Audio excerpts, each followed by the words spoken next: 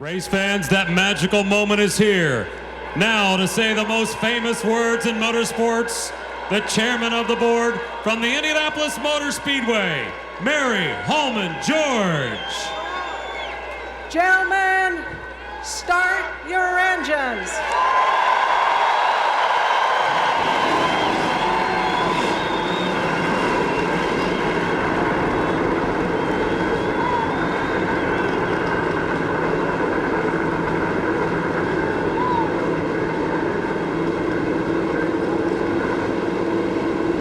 Even the roar of 43 race cars cannot drown out the echoes of excellence that rumble around the Indianapolis Motor Speedway. Here, the bricks have been tested by the best. They didn't just pave the track, those bricks paved their path to racing immortality. This is not just another Sunday drive. Why? Well, if you think dreams can't come true, you should really watch this race, because somebody's is about to.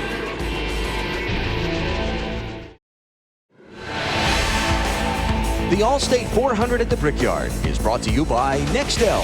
Enter the Nextel Race to the Chase sweepstakes for a chance to win $250,000. By Toyota. Choose any direction as long as it's moving forward. By UPS, the official express delivery company of NASCAR. UPS, we're going to race the truck. People love the truck. And by Allstate, proud sponsor of the Allstate 400 at the Brickyard. Transform the way you watch NASCAR. NBC and Sony HD TV proudly present today's race in high definition. A view down the front stretch at the Indianapolis Motor Speedway. 2 weeks ago, seven-time series champion Richard Petty took the wheel of Wally's car for a few laps around Pocono. The first time the King had driven a car since a symbolic ride around this place 12 years ago. This week, Wally got even. He borrowed a car from the Petty bunch and went for a ride with an Olympic star who knew right away when the car started skating up the track.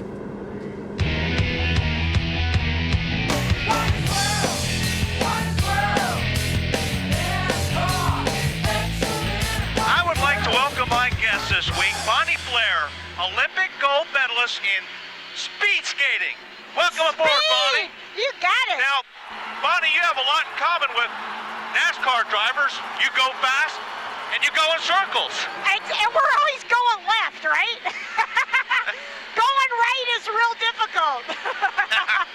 Well, the Indianapolis Motor Speedway is a very, very special place for race drivers, probably like skating in the Olympics. This place has got so much history, and it's very, very important to a race car driver. Let's get this thing going and take a lap. Here we go. Now, unlike the ice, where you gotta have a nice, clean, slick surface, the Indianapolis Motor Speedway diamond cut this track for the NASCAR cars, so we give it a lot more grip. How do you guys go through the corners when you're speed skating? Like here, you gotta set the turns up. You gotta get in them so that you carry your speed out of them real well. How many gold medals did you win anyway? I won 5 gold and 1 bronze. Only 5. That's only 1 less than me, but that's a good run for you. Well, I'm glad Allstate invited you to the ride. I want to congratulate you.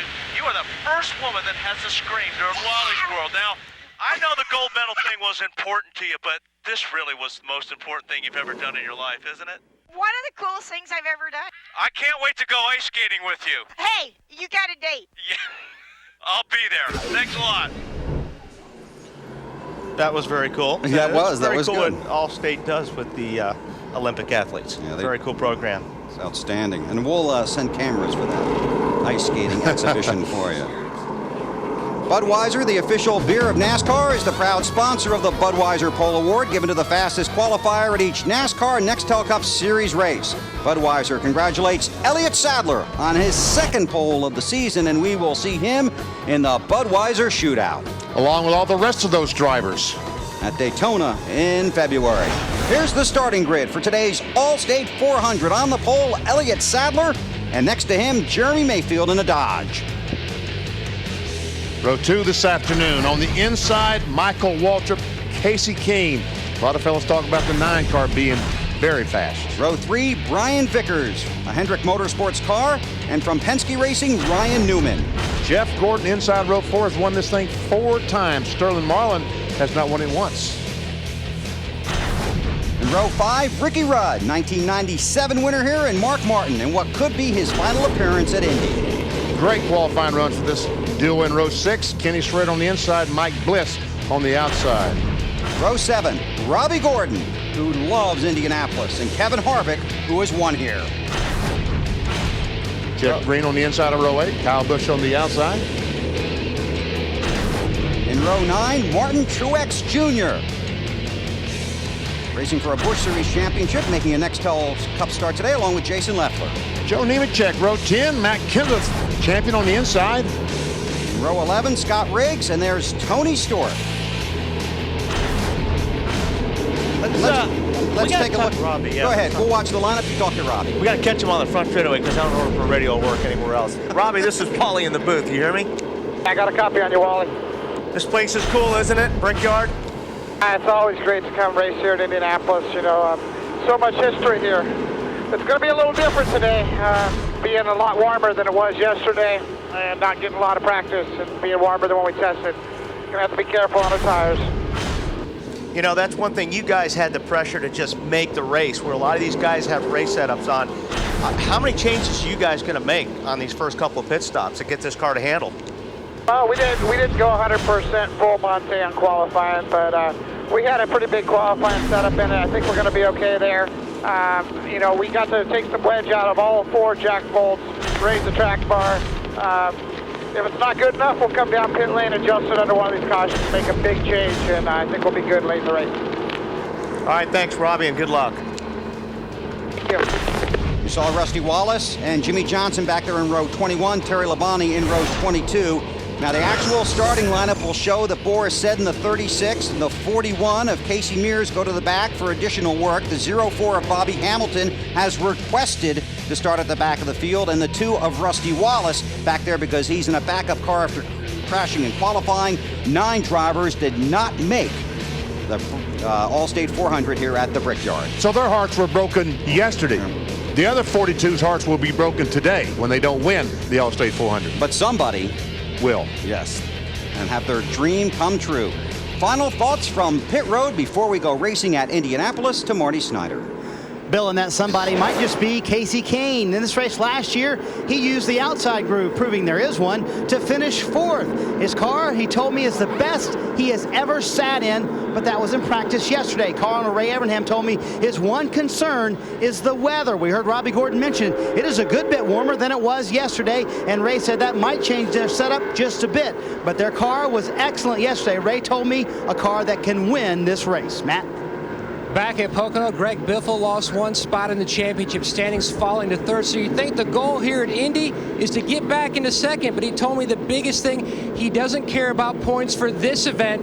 This is one of those big events where all you care about is the W. 1 year ago, he started back in 35th and finished 6th. Today, he starts back in 31st. Doug Richard told me, expect the 16 car to put a demonstration on how to go from the back to the front. Dave?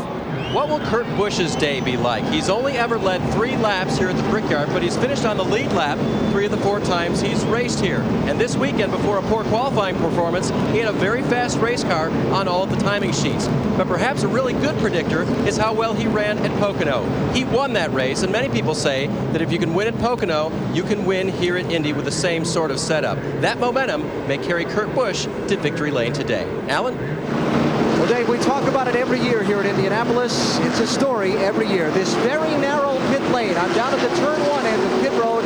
It's just barely 30 feet wide. Sometime today, some driver pulling out of his pit stall is going to wrinkle up his right front fender, banging into another car coming down pit road from farther on, and ruin his chance to win. Keeping the fenders clean a key today. Also late in the race, some driver, some crew chief are going to gamble on fuel only or 2 tires to try and get up front and win at Indianapolis. Strategy late in the race. We'll see how it unfolds in the final laps. Bill? Thanks, gentlemen. Enjoy your day down there. There is pit road here at the Indianapolis Motor Speedway. The pit stalls are about 12 feet wide and 45 feet long. You select your pit stall based on your qualifying spot. So take a look at this. On the pole, Elliott Sadler.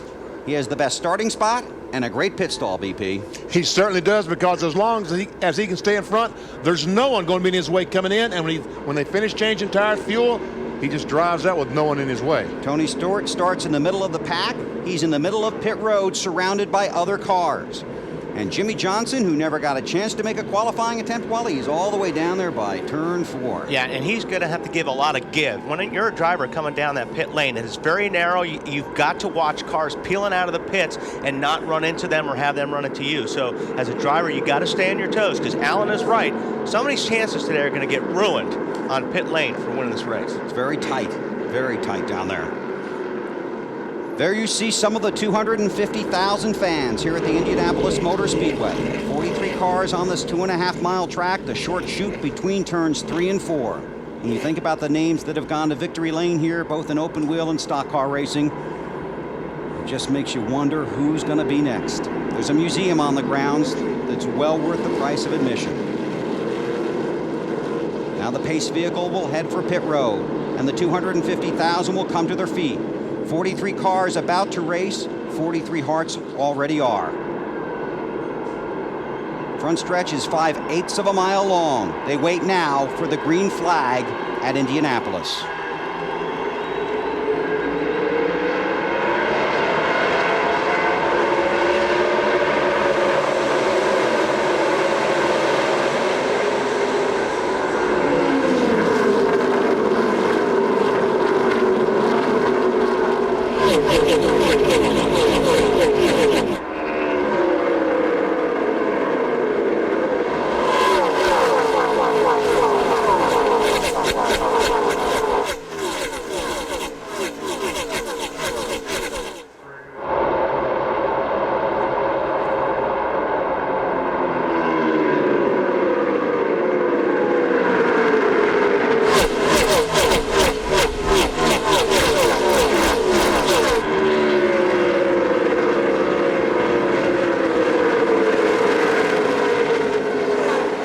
Sadler brings them down the front stretch. He leads at Indianapolis, but it's safe to say the race began on the first lap. I would say so. Jeremy Mayfield on the inside. Waltrip takes a spot. These guys that are trying to get to the front, it's important here. You'll hear clean air a lot. This is one of those racetracks. You want all the air on your car to push those 4 tires into the racetrack for grip. So it's real important to try to get out front and get away from everybody. Elliott Sadler wasn't kidding when he said his car would be pretty good. He's already put bus links on the second place car of Jeremy Mayfield. Marty. Hey, Bill, Jeremy Mayfield told me before he got in the car, he said, I know this thing is going to go to the front. He said, absolutely, without a doubt. Best race car I've ever had here. They built a brand new race car, tested it here. He said it was unbelievable in practice, and he wanted very few changes during the practice session. In fact, he said, I could run it all day long, and it ran anywhere I wanted it to. They are very good off of turns 2 and 4, just like his teammate Casey Kane. And if you're going to be good anywhere at Indy, that's where you want to be good. Here comes Mark Martin. And you know what? You want to know how important this place is? How many guys have said it's the best car I've ever had? You know what I mean? Because they 43 of them, I think. They all put so much effort into this race. That's how important it is. Mark Martin in that 6 car, a throwback paint scheme for a throwback racer, Matt. 4 wins in that paint scheme from 1990 and 91, hoping to put it in victory lane for the 5th time, pulling out all stops to get a win here at Indy. Brand new race car, tested well.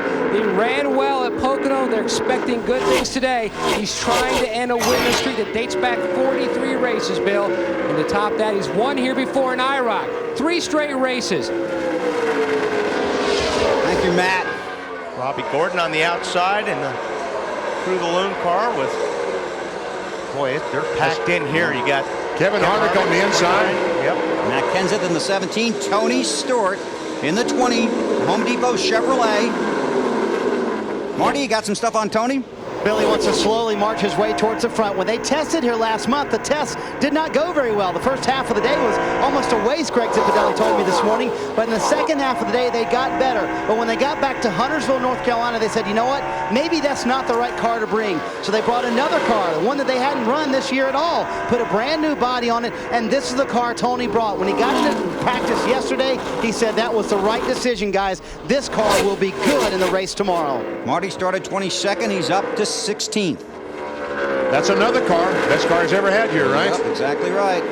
Now let's see if we can find the current championship leader. Wow. Oh, Tony making that crossover move on Robbie Gordon. Yep. He got around Kenseth, now inside of Robbie Gordon in the 7. Robbie Gordon's car, and that 7 car looks like it's a little bit loose right now, especially getting in down into the corner. Thing wants to spin out when he tugs on the wheel.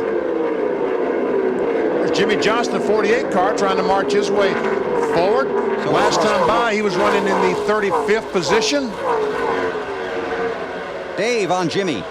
And remember last year, guys, they had a car that they could not get right. Played with it all day long, could not get it to work well here at Indy. It finally succumbed to engine failure late in the race. This year, they've loved this car, but they never got a chance to display that at qualifying because of what Matt and Jimmy talked about in the pre-race show. They're displaying it now, and Jimmy's moving forward. A long way to go, but a long time to get there for Johnson, the championship leader in that 48 car. See the mile per hour there? You see close to 200 miles per hour going down into turn 1. And bad news for Dale Earnhardt Jr. in the 8 car. He's lost some spots. He started 27th, and he's back to the 32nd position. Right in front of Jimmy Johnson. Word that NASCAR has talked to the 20 team about their driver maybe being a little too aggressive here in the early laps of the Brickyard race, the Allstate 400. Kurt Busch, the 97 car, on the inside of Junior, trying to take a spot away. Junior didn't exactly sound very optimistic. Yeah, Bank of America countdown to green, did he? No, he didn't. Junior said earlier this weekend, this is a crucial race. This could decide their fate on making the chase. They expect to run well when we go to Watkins Glen. This was the one question mark. A brand new race car in the Dale Earnhardt stable. Good things. Well, he's losing some spots right now, Matt, so I think they need to adjust on that chassis. Jimmy Johnson just went by, and he's got Rusty Wallace in the 2 car all over the rear bumper. That 2 car of Rusty Wallace, a backup car, crashed here yesterday, was the last car in the qualifying order. Crashed in turn 1. Got a car off the truck, no laps, but Dave, so far so good. And Rusty was quoted as saying, you know, this is the car I really wish we had raced anyway. I guess that's what you say after you wreck your car in qualifying. But this is not the car that they tested here. So they've been all over with cars here. The car they tested, Larry Carter told me, was not that good. He's a crew chief. He should know. So they brought 2 cars that they thought would be a lot better. Yesterday's was okay. Rusty really likes this one. Great shot right there, isn't it? Sure is. Down to turn 1, you got to be right down on the bottom of these corners when you get in, and all the way up against the wall, so you get a good arc into the next corner. Is the 8 holding him up, you think? Yeah, the 8 is holding him up, and this is a very difficult place to pass. But it looks like Rusty will get a run on him. If he gets on the inside of him up here in turn 3, it'll be his corner. Wallace in the 2, Earnhardt in the 8. And that's Bill Elliott on the inside of Dale Earnhardt Jr. now in the yellow car, a former winner here at the Brickyard. Driving for Ray Everham. Stanley Tools is the sponsor. Junior just doesn't look like he can really get the car turned down. It looks like he's just got his hands full. Goes Kyle Petty in the 45. Secretary Labonte, 44. Yep, sure is. And that pushes Earnhardt Jr. back to 39th that time across the line. Carl Edwards in the 99 just in front of him. Carl Edwards, another driver with a backup car. So that's back in the pack, but at the front of the field is Elliott Sadler. Outstanding qualifying run here Saturday afternoon. And Sadler down the front stretch, completing another lap. He has led them all so far in the Allstate 400 at the Brickyard. You're watching NASCAR on NBC. NBC Sports at the Indianapolis Motor Speedway, Indiana, for the 12th running of the Allstate 400 at the Brickyard. 250,000 fans here. You get a ticket to this race. You do not give it up. It's a fantastic place to be. Here's our Wendy's race menu. A week from today, we're the road course at Watkins Glen, 1 o'clock on NBC, and then 2 weeks over on TNT. The NASCAR Nextel Cup Series at Michigan, then it's on to Bristol, and then out west to California. Elliott Sadler started on the pole, was excited all weekend about his car. He is fast and out front. Let's take you through the field, starting with Alan Bestwick. Well, Bill, I talked with Elliott Sadler just before driver introductions today. I asked him, what would your idea of of a good day be? He said, well, very simple. Lead every lap, win the race, and plant a big old kiss on that yard of bricks. So far, so good. Marty? Oddly enough, Alan, same exact goal for Jeremy Mayfield, who started second, currently running second. Hasn't said a word on the radio. This team also not only trying to win the Brickyard, but trying to make the chase for the Nextel Cup. That is their focus, Alan. Well, Brian Vickers running third now. He started the race back in 5th position. Very strong car underneath Vickers. Vickers has never won a NASCAR Nextel Cup Series race. He told me before the race, can you think of any better place to get your first win than Indianapolis? Marty? Alan, now that Casey Kane has gotten a little clean air, his car is running much better. He is starting to catch Brian Vickers. Earlier in the race, he said the car was extremely tight getting into the corners. He just radioed to Ray Evernham and Tommy Baldwin, said that is actually getting a little bit better. Car coming to him, Alan. Well, Michael Waltrip is having a solid top 5 run so far. Michael started the race in 3rd position, brought back a couple spots. No big concerns on their car. This is a car that they wrecked at Pocono in the last race. Spent a couple of late nights getting it back in shape, but they wanted to run it here.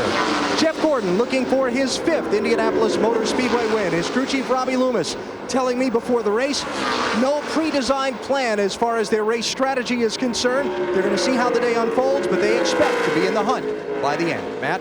Ricky Rudd, who won here in 1997, runs back in the 7th position, trying to become the 17th different driver to win for the legendary Wood brothers. Says the car is good, but Alan, it says it needs more grip. Well, Ken Schrader had a great qualifying run, 11th fastest in time trials. He's moved up 3 spots to 8th. Kenny told me just before he climbed in his car, he really felt like they had a good machine.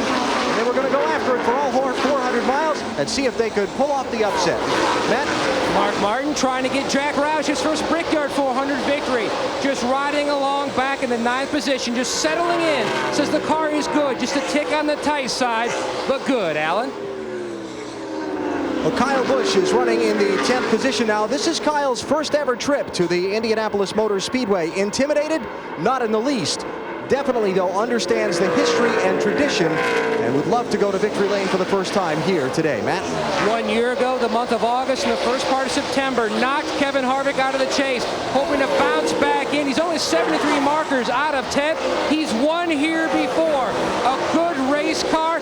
He was hoping for a hot, slippery day. That's exactly what he's got. He's riding in 11th, Marty. Matt, the day is a little too warm for Joe Nemechek. His water temperature is a concern now, about 15 degrees warmer than they would like. Car is just a little bit tight, but the water temperature is a little bit of a concern. Matt Kenseth, however, car is excellent. He just radioed to Robbie Reiser about 4 laps ago, said it's a little bit tight, Robbie, but I like it. And when we're in clean air, and he's got a little bit of it right now, the car very good. Tony Stewart continues to come to the front, 22nd to 14th. Hadn't said a word on the radio, and obviously the hottest guy in the series, having won 3 of the last 6 races, but this is the one he wants. Alan? Well, Martin Truex Jr., the NASCAR Busch Series champion from last year, won his 6th race of the season last night at the short track across town, Indianapolis Raceway Park. They got out of there, the crew did, about 3 in the morning after the post-race teardown inspection. Back here early this morning, Martin concerned that he's dragging the left front fender on the car when he's crossing the turns. Crew chief Kevin Mannion says we'll fix it on the first stop. Thanks, guys. Truex runs 15th last time by. Mike Bliss was 16th, followed by Greg Biffle, Ryan Newman, Jamie McMurray, and Jeff Burton. Elliott Sadler continues to lead. Robbie Gordon, Bobby Hamilton Jr., and Travis Kvapil have been warned by NASCAR to pick up their speed. Matt. Coming down the front stretch, Bill, you could hear some issue with the motor on the 16 of Greg Biffle. He just yelled on the radio, I've gone to the backup distributor. Everything appears to be okay. 3rd in the championship standings. He was putting on a demonstration on getting to the front. Started near the back, worked his way inside the top 20 quickly. He says the car is okay now. Yeah, we heard that. Yeah, we heard that. We wondered who. Now everyone on the front stretch, all the fans stood up to see what had happened. So did you guys. Yes. On board with Biffle. He's worked his way up from 31st to the 17th position. So he has a good race car. Driving beautiful, buddy. Being a little hard on the brakes. I'm trying to ease off the security blanket so the loose looks like tightened up, probably. Being a little hard on the brakes, he said. A little hard on his heart, it sounds like, too. So Biffle appears to be okay for now. We'll keep an eye on that, and we'll try and keep an eye on Elliott Sadler. But you got to look quick. That 38 M&M's Ford is pretty darn fast. Elliott Sadler leads Mayfield, Vickers, Kane, and Gordon. Back here at the Indianapolis Motor Speedway, still under green. Take a look at the Chevrolet drivers to watch. Their best finish in the Allstate 400 at the Brickyard. Jimmy Johnson 9th, Tony Stewart. A couple of 5th place finishes, Earnhardt Jr. I would say that's the guy to watch, wouldn't you? Yes.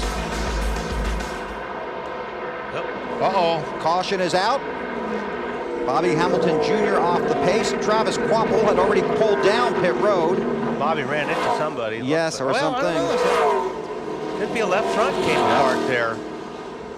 And the tire came apart and has torn up the left front fender. And you were concerned about tire wear here today. There BP. goes the left front for good. The first 50 laps of the race, I was concerned about tire wear. It's going to, the last 50 laps, it will not be a problem. Straight to pit road, straight to pit road. That's because the tires will rubber up the track. The rubber will go into the grooves on the racetrack, and that should help the tire wear. So we can see the 32 car having the flat tire. We see him there, right in the center of the screen. Oh, there he goes, just blows apart. Man, heading into the turn. Nice job hanging on to that. Yeah, really. And debris every place. A couple of cars that have been falling back. The 7 of Robbie Gordon and the 36 of Boris Said. Those were a couple of guys that had to get in, so basically they're racing on qualifying setups. Yeah. Right. And qualifying setups, race setups are totally different. Now, this is a caution flag. Those cars can come in and change a lot of those qualifying setups to a race setup. And they're lucky they didn't lose a lap because they were getting close to going a lap down. And then we'll see what guys are having issues with the tires, because we can see the wear once these guys all come in to make pit stops. Who's going to be worrying about tires? Two-time Brickyard winner Dale Jarrett started 24th. He has fallen back to 38th. Matt Kenseth has been on the move all the way up to 12th. And here they come down the very narrow pit road at Indianapolis. Matt, take it away. The first leader who will hit his pit box will be Ricky Rudd, the 97 winner. Fatback McSwain calling him in. Ricky says, the car just lacks grip. Whatever you do, don't take away what I already have in the back. We need to work on the front. Good stop going on. Marty? Jeremy Mayfield, middle of your screen in the 19 car. The car, outstanding. Their biggest concern, they cannot hear Jeremy on the radio. They thought he was just being quiet, but when they tried to communicate with him, they got nothing back. Alan? Elliott Sadler in, going to get 4 tires and fuel. The catch can man, Frankie Good, looked up at crew chief Todd Parrott with the adjustment wrenches in his hand. Like, you want any of these? Todd shook his head, no. Dave?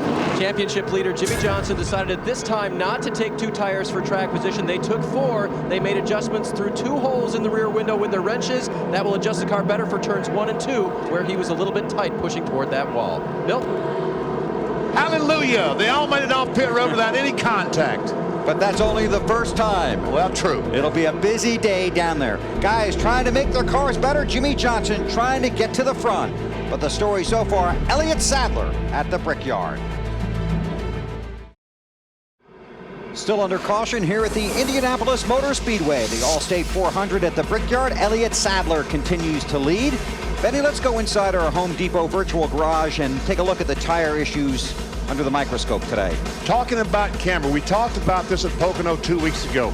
Camber is how the tire leans in or out at the top. In is negative camber. What happens when you have negative camber? You go down these straightaways up to 200 miles per hour. Number one, stop it. You see just this little green strip on the inside? That's all the tire that's making contact with the racetrack. You do that so when you get to the turn and you apply all the pressure on that tire, it deflects, it goes over, and you get the entire contact tire, freeze it. You see, the whole tire goes over and makes contact with the racetrack. The problem is down the straightaway, that little narrow strip at 200 miles per hour, no air pressure. It's more pressure than that tire can stand. And the straightaways here on the front and the back, 5/8 of a mile long. That's a long way. Under caution at Indianapolis, Elliott Sadler, the race leader. Coming going to get the green flag at Indianapolis. Here's our Team Tylenol safety fact. Tire interliners were introduced in the mid-1960s to NASCAR racing to help drivers have some measure of control in the event of a punctured tire. Used at most tracks, but not all of them. The interliner, a safety development in NASCAR. And a good one.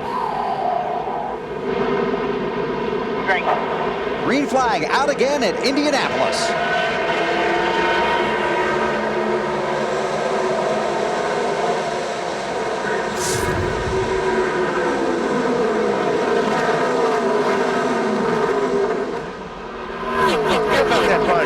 Second place. He was pretty good at Pocono. And that's a racetrack. And that's a car that's easy to see. Yes, it is.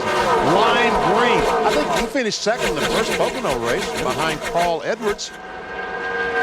Travis Kvapil a lap down on the inside.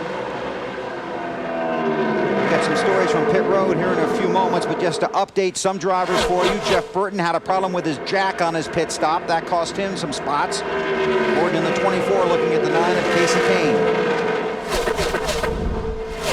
They're trying to solve Jeremy Mayfield's radio problems, and Ken Schrader has a clutch problem. He has gone from 9th to 40th. Tony Stewart inside of Biffle for position.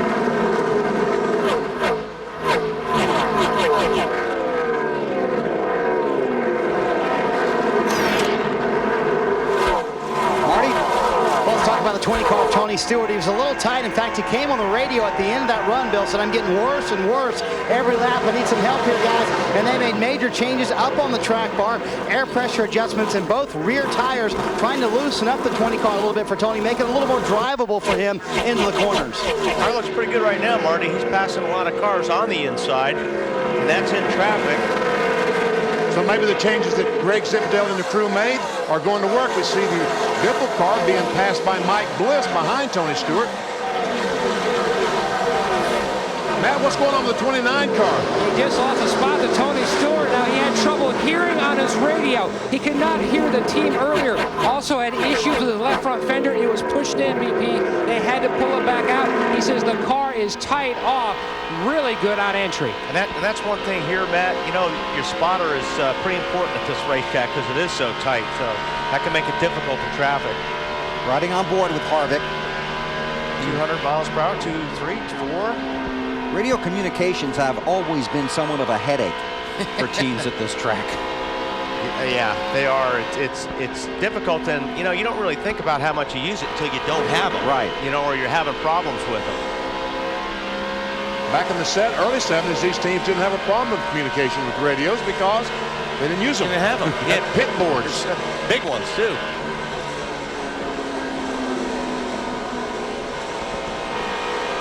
The car looks pretty good right there. I mean, you see him short shoot, taking the car all the way down the bottom.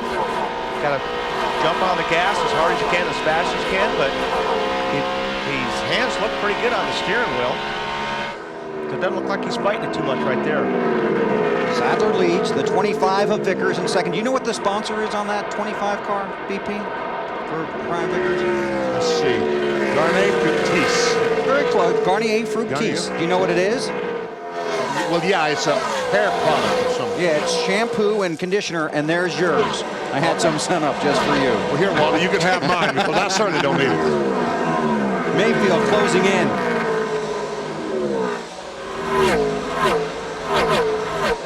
Marty, how about the radio issues for car 19? Bill, I was going to ask you, did you get Vinny the travel size of that hair care product? I got him extra large. You know why?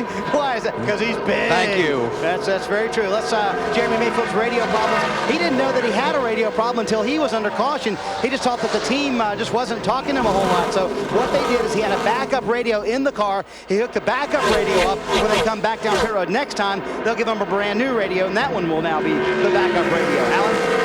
Nice job by Brian Vickers, Hendrick Motorsports crew on their pit stop, getting him up to second spot. Vickers with 4 tires, saying his car, when they get toward the end of the run on the set of tires that time, got a little bit difficult to turn in the corner, but just a little.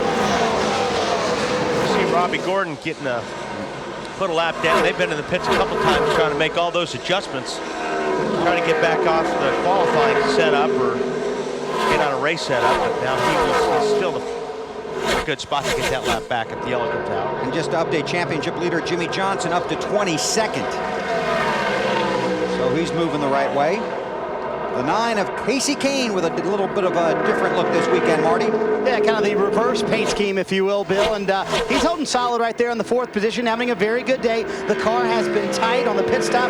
They went up on the track bar. They also made an air pressure adjustment, taking a pound out of the right front tire. I talked to Tommy Baldwin. He said our worst enemy is traffic. He said because our car is already tight, when we're in traffic, it's that much tighter. So sometimes you'll see him drop back from other cars. But so far, he's had a little bit of difficulty trying to pass other cars. Maybe we'll see him use an outside lane like he did last year. And Casey Kane also has a new multi-year contract to drive for Ray Evernham, as does crew chief Tommy Baldwin.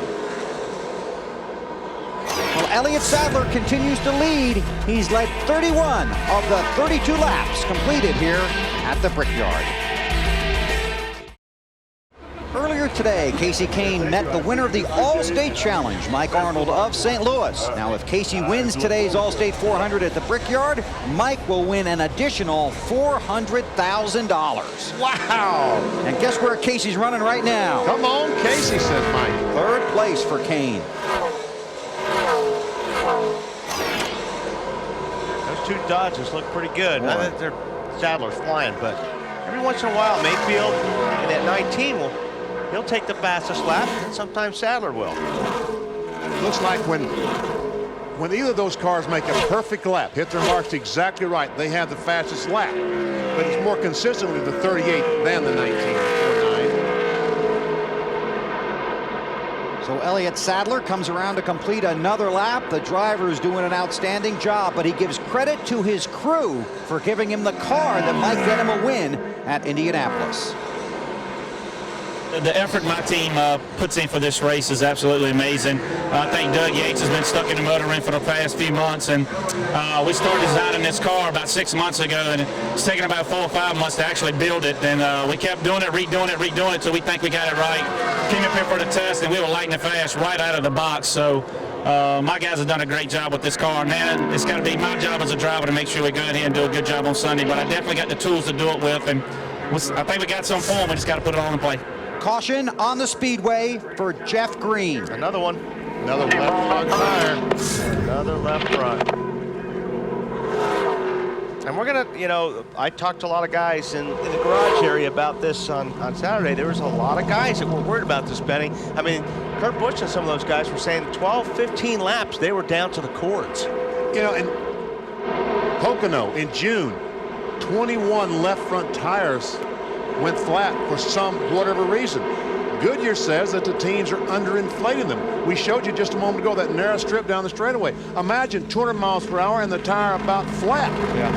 When you go on the freeway and you see all those truck tires laying on the side, that's because the tire was run flat. And most of the situation, like these left front tires, is low air pressure and excessive camber causing this. This track is 2.5 miles around, and that's a long trip back to pit road. Good news for Robbie Gordon. He's the Ballpark Lucky Dog Award winner. Deep in the field, but he gets his lap back. He was the first car, highest running car, not on the lead lap. So Robbie's guys will get a chance to work on that machine again, and he'll be back on the lead lap. We've always known he was a lucky dog. Yeah. And so everybody will be coming in, putting more tires on. I guess you got to now, especially with some tire issues. You got to keep putting tires on these cars. There's a brake hose that the left front tire, as it came apart, just took the brake hose off the car, laid it on the racetrack. Now he has, if they do repair the car, he has no cooling back to the brakes on the automobile. Robbie Gordon going back on the lead lap will put 41 cars on the lead lap. That means 41 cars will be heading down pit road. Some of these cars have hoses pointing to the inside of these tires to keep them cool. So they've got 6, 7 hoses on the front of these cars here. Only about 14 green flag laps on these tires. See if anybody wants track position really badly. Oh, no. I just said we'll see. No, they want tires more than they want track position. Right, here they come. Oh, careful. So the accordion really collapses as they get close to that pit road entrance. Jason Leffler hit that commitment cone during the last round of stops. Matt Yoakum. A possible issue with the throttle linkage on the 21 or carburetor operator. Ricky Rudd is not sure. He says something is just a little weird as they blow the brake dust out of that left front wheel. No adjustments for this former winner, Snyder. Matt, the 19 car of Jeremy Mayfield's in the middle of your screen. He said, man, this thing is fast. Slugger Labby said, well, let's make no changes. The only change Jeremy wants, a bag of ice for a little comfort. Alan? Elliott Sadler, the leader, and his crew chief, Todd Parrott. A long debate about 2 or 4 tires. Todd said, we know there'll be people get 2 here, and there are plenty, but we'll take 4. I think we'll be better off, Dave. For 2 runs in a row, the 41 of Casey Mears has started out very, very loose. He has ended the run saying the car is awesome. So on both pit stops, they have made no changes to that car except for the 4 fresh tires. So I'm guessing maybe a couple of guys took just Yeah, would you think so? You think? I'll tell you what, we'll take a break and then we'll come back and find out. But I think some guys just took 2 here at Indy.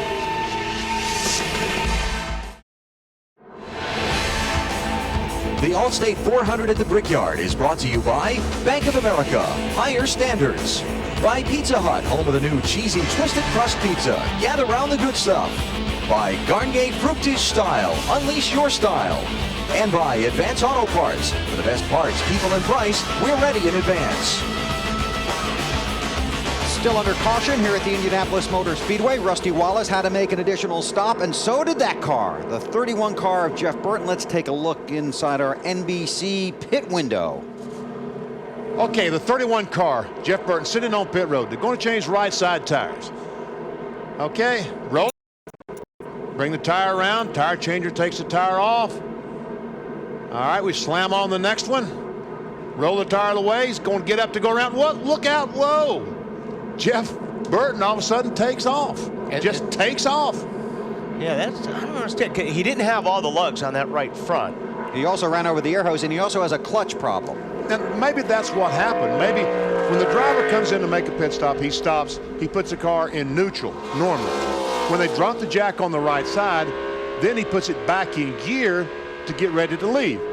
And maybe when he jammed it in gear, the clutch wasn't disengaged and it shot forward. Matt, do you have any idea what happened? BP, go back to their very first pit stop. When they came around to service the left side of the car, Jeff said the car felt weird. It lurched forward. It rolled off the jack. That's where they got the cosmetic damage to the left side door. Possibly that's where the clutch was already starting to fade. Dave? Matt, this was on the front grille of Rusty Wallace's car. It's a windshield tear-off. They tear them off in layers so they don't have to clean the windshield all the time. One of these came off somebody else's car onto the track and got under Rusty's grill. It was overheated. He pitted twice to run water through the cooling system from an iced cooler, and now the temperatures are back down in the 2 car. There you see, that's what happens. That hose is under pressure. More pressure than it pops off the pressure valve, so it's able to put cold water inside the engine. But you hope that the damage hasn't already been done because it was hot. Barry, that's right. They have waved off the field. They gave them the 1 to go, but now the caution flag is back out. Here's the Craftsman pit summary. Elliott Sadler came out 6th. Mayfield and Kane also falling back. That's because several cars only took 2 tires, including Brian Vickers, Michael Waltrip, Matt Kenseth, Kyle Busch, and Jeff Gordon. We'll be back in a moment. Back here to Pack Nextel Experience with our Nextel Fan of the Week, Sarah Mulhauser from Cincinnati, Ohio. You have a unique hobby and you're holding it. Yes, I'm an abstract printmaker, and my inspiration comes from Nextel NASCAR tracks. I've done 17 so far. I need to do 6 more. Every Sunday I sit down in front of the TV and I assemble the fabric and I sew them and then I print them. And they are created this way. And you get it from the aerial shots. Exactly. Right before the commercial breaks, I always have to sit and wait and see the aerial shot of the tracks. Well, if you'd like your shot at being a lucky Nextel Fan of the Week, it's very easy. Just log on to NASCAR.com/Nextel. Man, I got a question for you. What racetrack was that she was holding? I'm glad you said it. And there's the shot for this week from the helicopter. All right, she'll be able to go home, watch the tape, and... Okay, we're under a lengthy yellow here, and... No, not too late. Well, hopefully not, but here's why we're under an extended yellow. Watch the 32 car. When he blew a tire, he went over with the rumble strips here in turn 1, and he knocked them off. Well, what holds those strips in place in the racetrack, they're bolted to the track. So when he knocked those off the track, we had the bolts sticking up, which could have caused lots of problems, obviously, if you ran over them. So these guys are backing the bolts out and taking care of that problem. And those strips are down there to keep you from running down there, aren't they, basically? Yeah, they are, and, well, so much for that. Yes, so this track just got a little bit wider, exactly. didn't it, in the turns. Here's our Busch Series update, the unofficial results from last night, as Alan Bestwick talked about. Benny, you saw Martin Truex go to victory lane at IRP. Great job. Clint Boyer was the best car of the first half. Martin Truex the best car of the second half. So we're still under caution. They will get the 1 to go this time by. We'll go back to green flag racing when NBC's coverage of the Allstate 400 at the Brickyard continues. The field is coming to get the green flag. Listen to Greg Biffle's concerns about the restarts on the track. The main thing, Mule, is when they're bunching up. It's going to be every restart today. You usually see the guy in front of me, but that's about it. Talk early. You know, now they're kind of bunching up, or they're stopping. You can tell me that it's looking stinky, and I'll be on my toes. And the reason that is you can't see. You know, when these places so narrow, you're down right on the racetrack.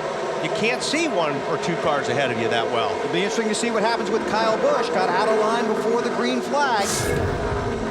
And I guess the spotter told Biffle it looks a little shaky. It definitely did look shaky. Out of turn 1.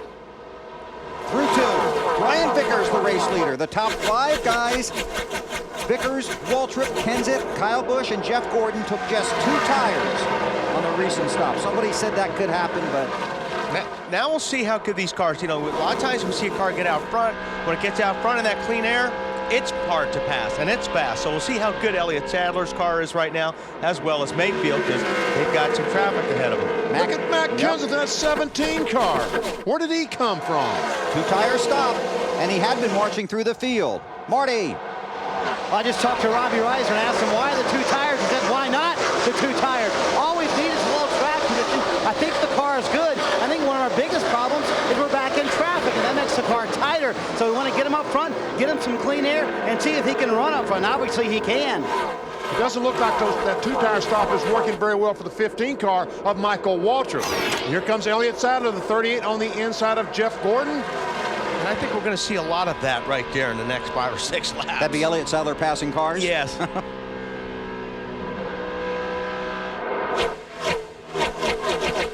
Alan, how about it? Well, if you've got a car that you think is trouble. Casey Mears. Left front tire's flat, isn't it? The caution is out. No, guess it isn't. Contact with Kurt Busch is what we're hearing. Yeah. That's a save there. Spinning here and not hit anything at Indianapolis. I got on the brakes and it just started left. Touched the 97. I got loose getting in. Saved it all the way through. He's got some damage here right over the left front. He's going to have to get fixed. So that tire probably will rub. The left. Look at how low the left front is. It looks like it's flat. Yep. Casey Mears put this car in the wall yesterday on his qualifying attempt. Here they are 3 wide. Going down in turn 3. Oh, just made a little contact with the 97 car.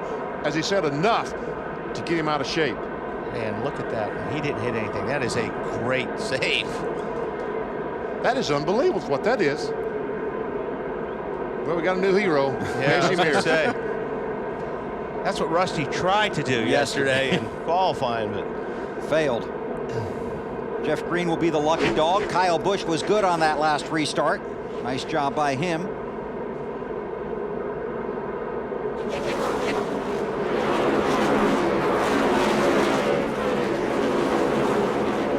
Dave?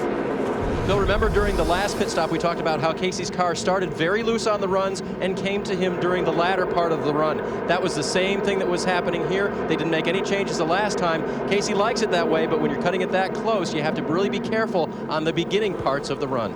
Yeah, he actually looks like he just misjudged a little bit when the 97 car of Kurt Busch went by.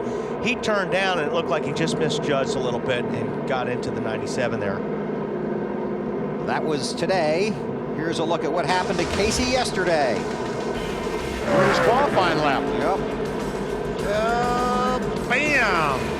But he was going for it. He had the fastest time in practice. He wanted another pole for the Brickyard. Family watching. Originally, they started to get the backup car off the truck and then decided they could repair the car that he had wrecked. Some teams going to take this opportunity to come back to pit road, including Casey. Most of the leaders stay out. We check in with Matt on Dale Earnhardt Jr.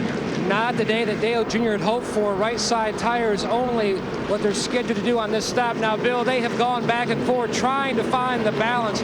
Jr. says the car is better, but not a lot. He says it's still really tight. We only fixed about 10% of the problem. The air pressure adjustment on the last stop was going in the right direction. They're going to do more of that on this stop. Bill? You sure, Matt? They looked like the crew guys wanted to change 4 on that one, and they dropped the jack, and Junior took off. Well, that's what they told him before he hit pit road. 2 tires on this stop. Maybe they were doing an audible, and Junior just did not get the communication. Looked like there's a little confusion there. Some guys definitely thought they were changing 4. The jack man being one of them. Yeah. So Dale Earnhardt Jr. returns to the track. Brian Vickers leads. Can Elliott Sadler get back to the front? 43 drivers under pressure at Indianapolis. The Allstate 400 at the Brickyard is brought to you by the Ford Family Plan. From the Ford family to the American family, welcome. By KFC's new 99-cent snacker. Now your dollar goes further at KFC. By Nextel. Enter the Nextel Race to the Chase sweepstakes for a chance to win $250,000. And by Budweiser, the official beer of NASCAR. Grab a cold one, the race is on. And Alan, you're correct. The race is on. Green flag. And last time we saw Kyle Busch get out of line to avoid hitting the car in front of him, Jeff Gordon made the legal pass on the inside, so both drivers made a good move. Now Matt Kenseth looks for the lead inside of Brian Vickers. Kenseth in the 17 to the point. And lose another one. Vickers had to go a little bit high once Kenseth went in and lost his momentum. Might lose a couple of spots here. Right, Kyle Busch, the 5 car's going for 2nd spot. And looks like Michael Walton will have to fall back in 3rd. Alan, how about Vickers? He say anything? Not since the restart. He's got his hands full a little bit, BP, but just a thought on why they took 2 tires. It wasn't what you were thinking, just the track position thing. As crew chief Lance Brew told me, they're already thinking about the last pit stop in the race, back timing, 2 tires, 4 tires, 2 tires, 4 tires, and so on. So they know they can just take those right side tires on that last pit stop at the end of the race. Can you believe they're thinking about that already? So obviously, Alan, those guys aren't having any tire issues at all, right? No, the only guy on my end of pit road that I saw with any right front issue at all was Ken Schrader, and it was just barely a little mark on that inside shoulder of his right front. Everybody's tires off that first set of stops looked really good, Wally. Okay. A couple of former Brickyard winners, the 24 of Gordon, the 29 of Harvick around the 15, and here comes Biffle. Oh, Michael, did he have a head of steam in that 16 car or what? Harvick trying to make the move on Gordon down on the low side.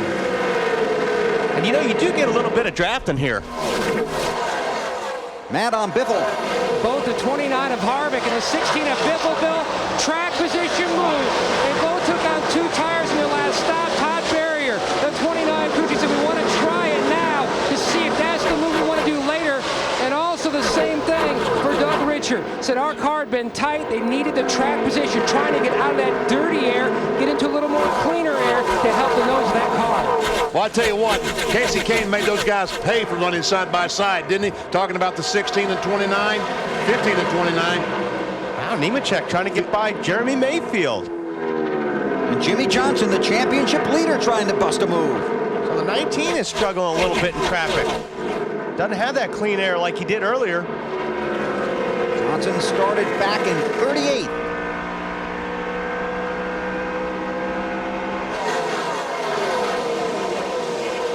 Dave, this 48 car's had a terrific run so far.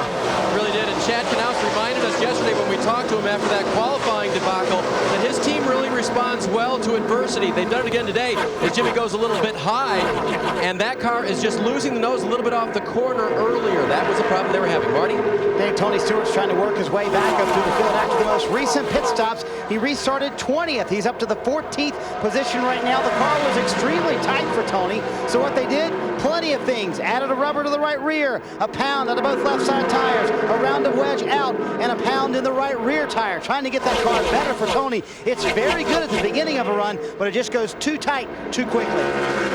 He's seeing a heck of a race out the windshield, isn't he? Oh, foul! It looked like Casey Kane was going to get inside him. Harvick made contact. Oh, great job by both of those guys. I'll tell you what, that 24 car's got an engine under that hood today. Man, that thing is strong on those straightaways.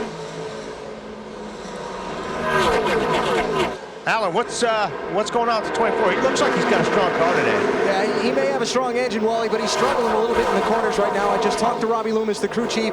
He said in traffic, the front end of their car doesn't want to turn like Jeff needs it to. You know that old arrow push thing? Yeah. You can describe what that means. He's right in the middle of it right now, and that's what we're seeing with a lot of these guys. Get back in traffic, they just don't have the downforce on the front of their cars, so the cars won't turn.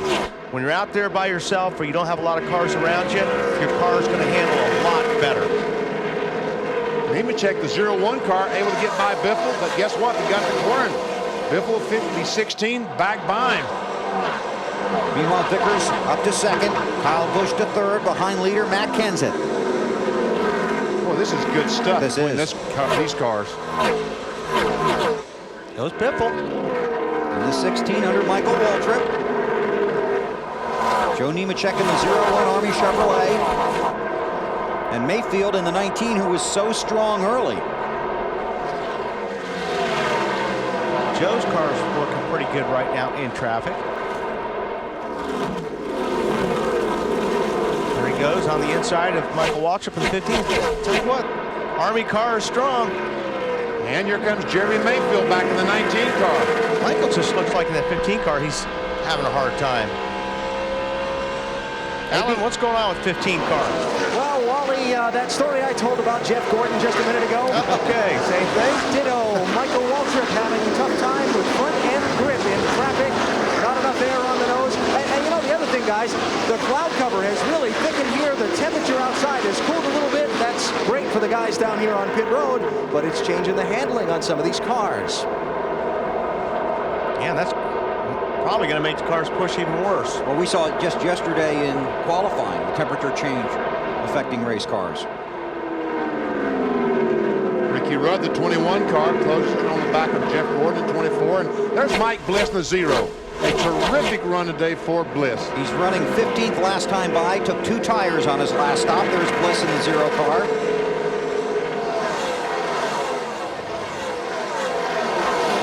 In the 6 car. Some of these guys just haven't made the gains we thought they would once they got back in traffic. Mark had a really strong car early, but he's just kind of hanging out in that 15th to 18th spot right now. And these guys that took 2 tires have been stronger than we thought. There we see Jeff Gordon losing another spot to Bliss. We got a problem on left front or left rear. Marty, yep. He just came on the radio, said it blew. Ryan Pemberton said, I know, I saw it. It's the left front for the 01. That's what, 3 today so far? Yep. They have had the worst luck. It way down.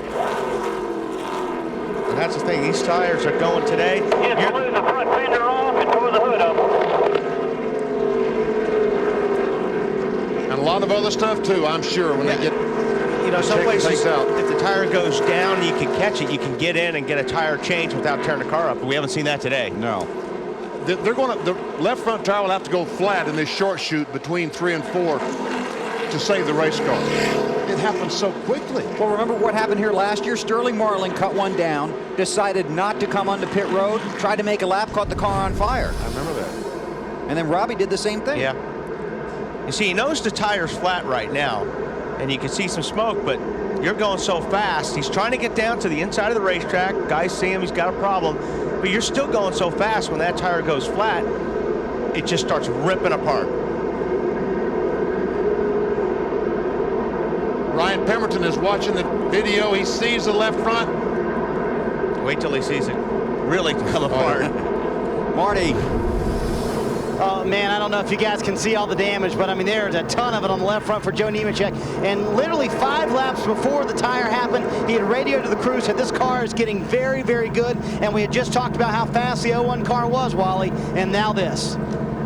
Yeah, that's the problem. We talk about low air pressure, but the lower the air pressure, the better the car's handled. Exactly. That's why we talked about how good that car looked in traffic. Yeah, exactly. Doesn't look too good now, does it? No, doesn't look good at all, sitting on pit lane. That team has had a very rough season, and they have had some of the world's worst luck. Okay, decision time. Pit road or no pit road? 2 tires, 4 tires, fuel? They're coming. Yep, they're all coming. Now, what are we going to do? 2, 4? Well, let's watch and find out. 58 laps are complete. In the field down pit road at Indianapolis. Matty. 2003 winner Kevin Harvick making his way down pit road. Now they played a strategic move, went with a 2-tire plan on the last stop, gained a lot of track position. The car still tight. They're going to make a slight air pressure adjustment to free it up. Marty. Leader Matt Kenseth in the 17 car, top of your screen. He said, I want a half round of wedge in the car. Just a little bit tight for Kenseth. They debated on 2 again, but decided 4. Alan? Brian Vickers going to get 4 tires and fuel, a small air pressure adjustment to try and help the car turn better in the corners. Good stop. Championship leader Jimmy Johnson made a 4-tire stop. He said, my car pushes off the corner about a 6 on a scale to 10, so that he made a big track bar adjustment on the 48. Look at Kurt Busch, came out 10th, gained 10 positions on that. Looks like Mayfield might have changed 2 tires in that 19, trying to get that track position. 38 car, 2 tires. Yes, sir. So we'll sort this out. A variety of strategies playing out in the 12th running of the Allstate 400 at the Brickyard. You're watching NASCAR on NBC. An early race contender, Ricky Rudd, on pit road. Carburetor issues. Len Wood of the Wood brothers quickly changing the carburetor, trying to beat the pace car in the field as they're in the middle of 3 and 4, getting ready to come out of 4. They're thrashing so they do not lose a lap. An early contender in this race until a number of teams took on the 2-tire strategy. They stuck with 4. They're coming down the front stretch, trying to get the air cleaner back on. You can hear Fatback yelling at the team, hurry, hurry. Air clear, let him go. The car has fired. The pace car's going by. They've got to get the rest of the hood pins in. He's away. Is he going to beat him, Bill? We'll watch, Matt, but I don't believe he will. The stop sign should be out when he gets there. So he's going to speed. He's going to beat him, but we saw Dale Earnhardt Jr. do the same thing. Do you have the stop sign out? Oh, yeah. Yep. So he knows, too. Ricky knows, well, may as well get to the end. We saw Dale Earnhardt Jr. Pocono do the same thing, speed down pit road, and NASCAR says, wait a minute, you can't do that to evade a penalty. Yeah. So he's too fast exiting, didn't accomplish what he needed to do. I got it, ready to come back to everything. 1997 winner of the Brickyard 400. Travis Quapple, the lucky dog, under that caution. Now watch this. Michael Waltrip under caution. He's chilling out right now, but a little while ago. This is racing with Biffle in the 16. This guy's made contact, and you can see Michael wasn't real happy with it. Just going, Michael, what are you doing? He takes his hand out the window. Yeah, I made the observation that the 9 car used that 15 and 16 racing side by side to pass both of them. There's Biffle, 5-time winner this year. Michael Waltrip, 2-time Daytona 500 winner. Marty? Bill, in 2006, Ford will introduce the Fusion to NASCAR racing, but you can buy it in September if you want to. And this past Tuesday, Dale Jarrett continued the Ford approval process with NASCAR as he tested the new Fusion at the Atlanta Motor Speedway. Of course, it's Ford's first new nameplate since 1968. And here's what DJ had to say about that test.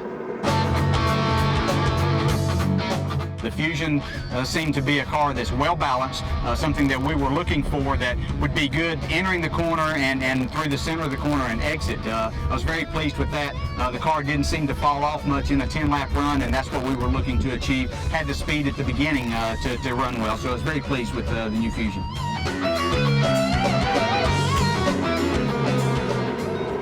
Field coming around to get the green flag here in Indianapolis. Casey Mears, the race leader, did not pit. And I don't expect him to be there. Trouble Junior hard in the inside wall, back across the racetrack. Got Truex. Hits his teammate, Truex. And Truex was there because of a speeding violation, and that's what happens when you get, sometimes when you make a mistake in the pits, cost you out on the racetrack. And this will be huge for Junior's championship chase chances. This is pretty much it for it. He had to really come out of this race with a good day to keep their chances alive, and this pretty much does them in. And you guys had talked about how critical the restarts are here when we heard some of the drivers voicing their concerns about them. We heard Biffle talking to his spotter, Joel Edmonds, saying, look, tell me if they start blowing up in front of me, let me know. We also saw Kyle Busch get out of the gas because he thought he was closing too fast. That cost him a few positions. He will head to the garage. Ricky Rudd will get a small positive break here. He is the lucky dog, the car we were watching a moment ago on pit road. If he wasn't involved in the crash. Yes. Because he was very close to the crash and might have been involved, talking about Ricky Rudd in the 21. There's the Scott Wimmer automobile. Yep. He did make some contact. All right, let's go back and take a look. Like an accordion here, we'll see if we can see what happens. It looks like, exactly, cars go, then they slow down, and the cars in the back didn't see the guys up ahead slowing down and start running into each other. It's like 21 was able to get by without any. Watch how this closes up in front of Dale Jr. He thinks everybody's accelerating. You can't see, like I said, oh, he got turned, he got run into. Yep, he sure did. But the thing is, like I said earlier, you can't see one or two cars ahead. I think maybe that was Mike Skinner behind them when he checked up. But it got in the back of it. It's all the same thing. It's still an accordion. It was a big accordion. He slowed down.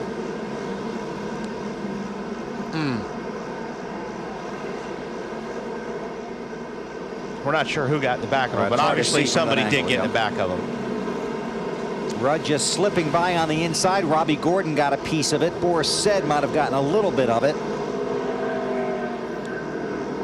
Let's take one more look again. That would be Mike Skinner, 23. Yeah, it is Skinner. There is. There's Robbie with nowhere to go. Oh, Robbie. Truex, Wimmer. Boris got through cleanly in the 36. There's Rudd sneaking by.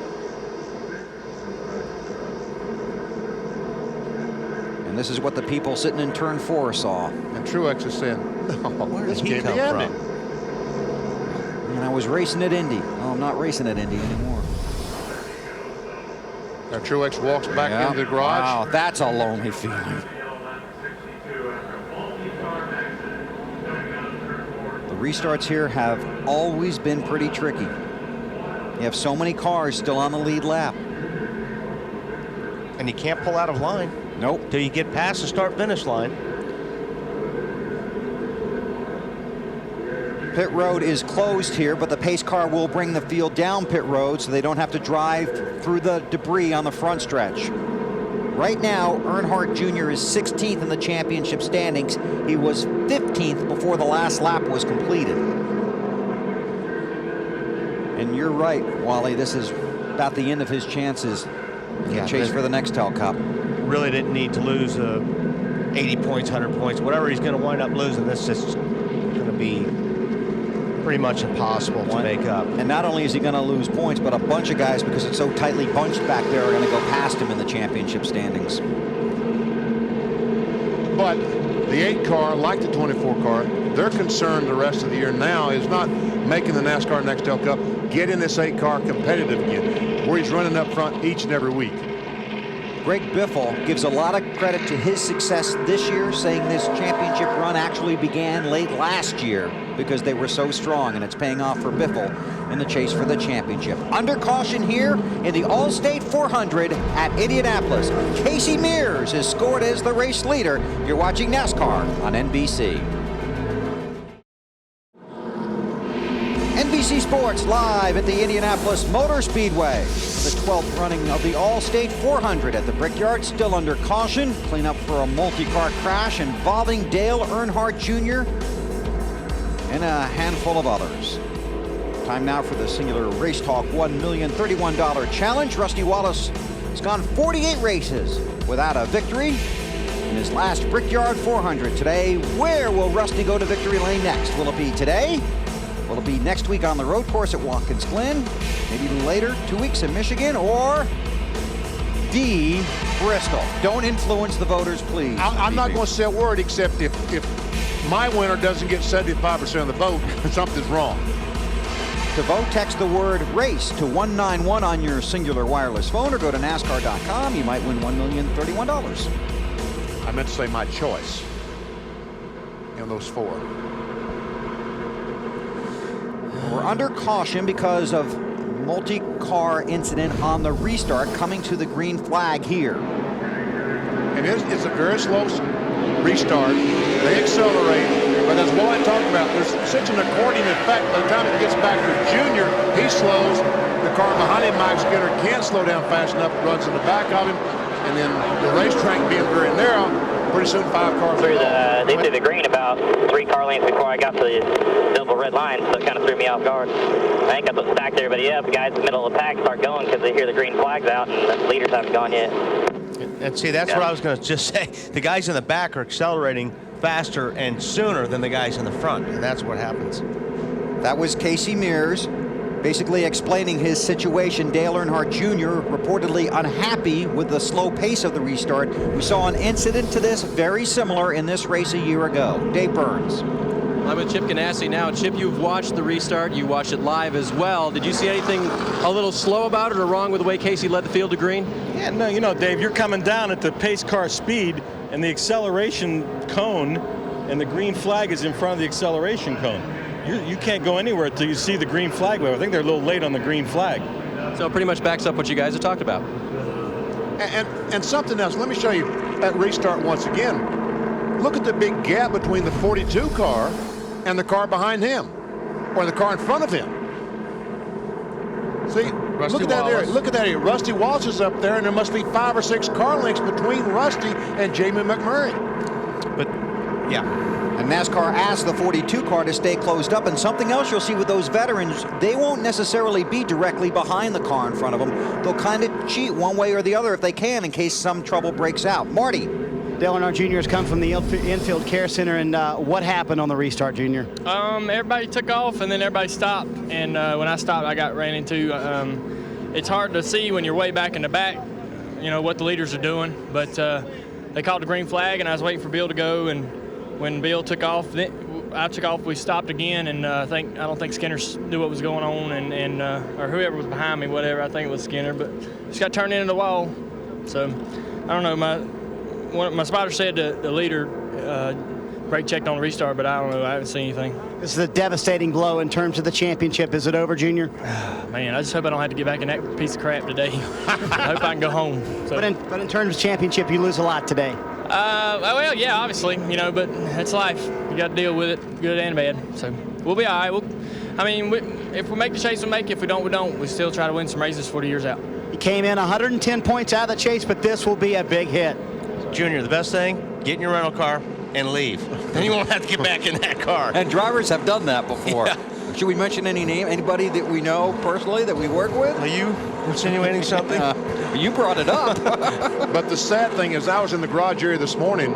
They were rolling the front end of the 8 car through the garage area, getting it ready in case they needed a front end and 2 fenders. Like I said, get in your car, Junior. Drive out. Take a look at the championship standings as they run today.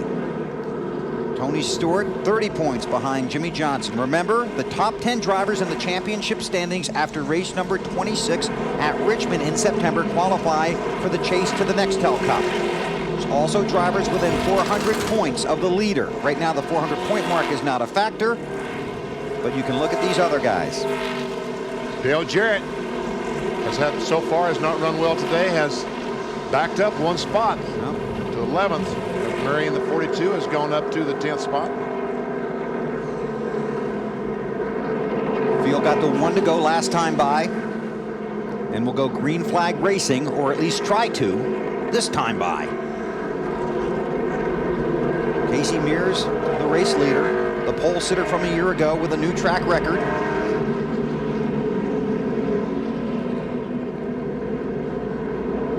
Brian Vickers currently runs 7th, and this is his radio communication about driver comfort a few moments ago.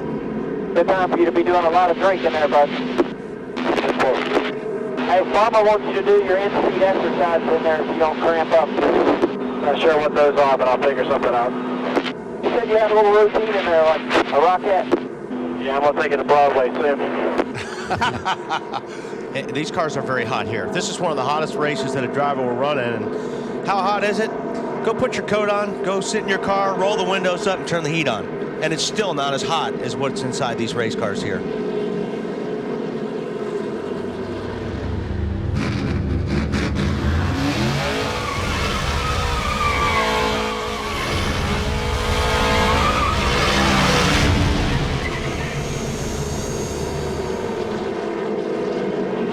Like never before in 360 degrees of full surround sound. Get ready to hear the big picture, because the only way to experience the full impact of HD is with NBC Sports and Sony HD Audio.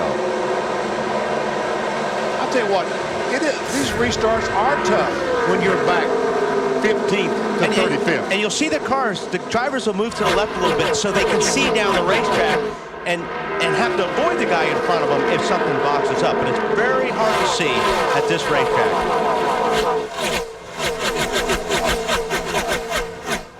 Casey Kane, the 9 car. Looks like he had visions of passing Elliott Sadler. That would be a news story. There's Sadler. Goes Vickers underneath in the 25 car, taking the spot from Mark Martin. Tony Stewart. Kyle Busch looking to follow him through. Here comes Casey Kane. How about that? Watch out. Looked like that 38 car was an unbeatable rocket, but he is passed by Casey Kane and Tony Stewart. Looked like he was trying to get on the inside of Vickers, couldn't quite make it. Mark Martin, that 6 car, struggling a little bit on this restart. For the lead, Casey Kane looking inside of Casey Mears. 25-year-old Casey Kane leads at Indianapolis. We'll watch this. Marty. Martin Truex Jr. was just talking to me about what a great car you had today, but what happened on that restart, Martin? Oh, I don't know. Just something happened up front, and we all checked up, and I was up by the wall, and Junior come back across right in front of me, hit me left front. So just unfortunate. We were having a decent run there. We took us a few laps to get going, and once that was, after 5 to 10 laps, we were good. We could run past some cars, and I was having a lot of fun out there, but it wasn't meant to be today. I got to thank Pops and all them guys, B. Hoover and everybody over there working on the 1 car, and Bono and all the guys on my Chance 2 team that come over and pitted it. Everybody's doing a good job. We were having some fun, and the car was pretty decent, but it wasn't meant to be. Won the race last night, out early today at the big race. All right, here we go. 38 car, Elliott Sadler trying to take over second spot from Casey Mears, the 41 car. I think Sadler saw Casey Kane go by and had to sit up in the seat a little bit straighter. So this is not going to be as easy as I thought it was.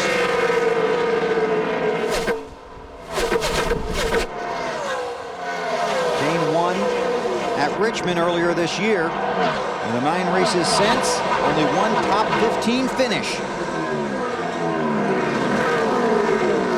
Mayfield's going to pick off Casey Mears here. Matter of time. Jeremy in the 19 car. Those Dodgers are looking good, though. And the last time most of the field pitted, Mears did not.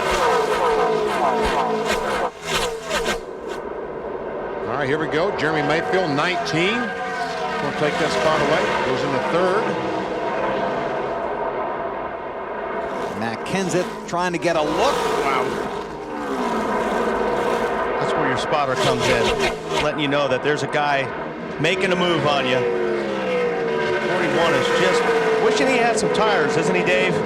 Well, of course, the game here was that they had started in the rear, made their way about halfway through the field up to the front, and then had that contact with Kurt Busch that brought out the caution and sent them to the rear. So they had to play a track position game, and now it's just a calculated risk to say, how long can we stay near the front until everyone pits again?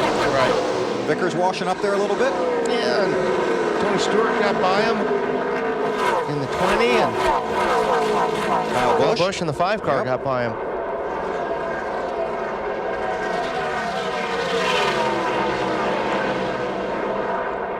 Looks like it was a good move on Casey Mears. Jimmy Elliott's the crew chief on this 41 car.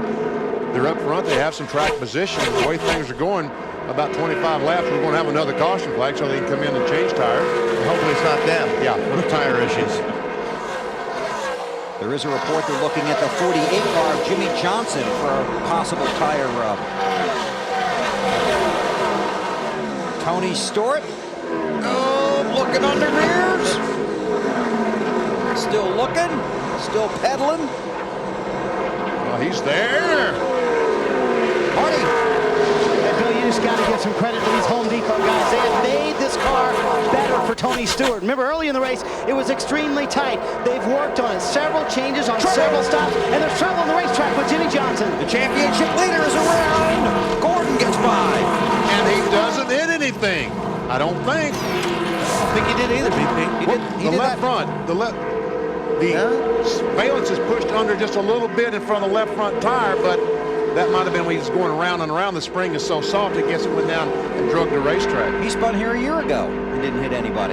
Down in turn 1. How do you do that? I never spun in my life. I didn't hit the wall. I was going to say the same thing.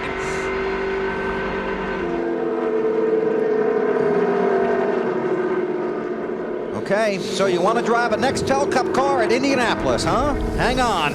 Here you go, on board with Johnson. Hey,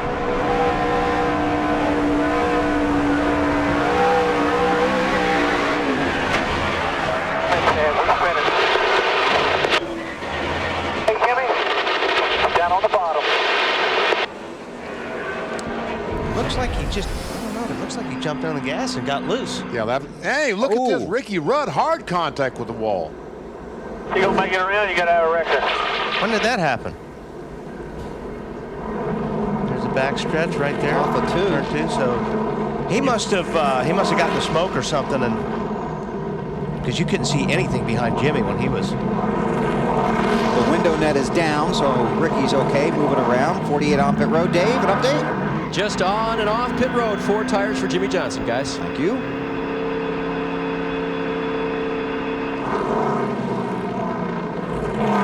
He's gone. A lot of damage. He's calling out and he's there. Done. One here in 1997 with the team he owned. Let's see if we can see what happened to Rudd. A wave to the fans. There's the 48 spinning.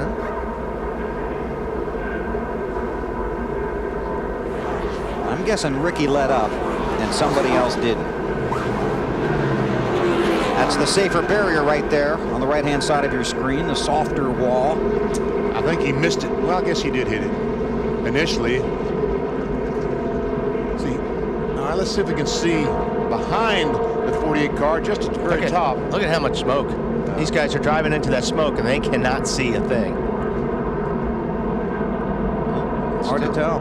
He might have had some. He might have had some contact. There was another car around. Now, whether or not he made contact with the 21, I couldn't tell. There's one guy that probably knows for sure. Yeah, we'll ask him maybe. Yes, sir. Yeah, this is going to be a good picture here of smoke. This is going to hurt.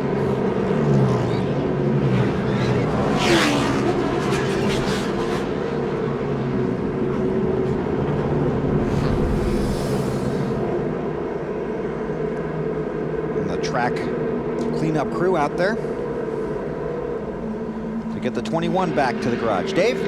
Okay, now they're going to do some adjustments on the 48 car. They've talked about it throughout this pit stop. They're going to take some spring rubbers out of that left rear tire, which is something that will make that car just a little bit looser. But to compensate for that, they're going to lower the track bar. They've already done that, which is on the right side of the car. They want to balance it a little bit differently. Jimmy's not been happy with the handling of this car, especially in turns 1 and 2, and it was off turn 2 that he spun.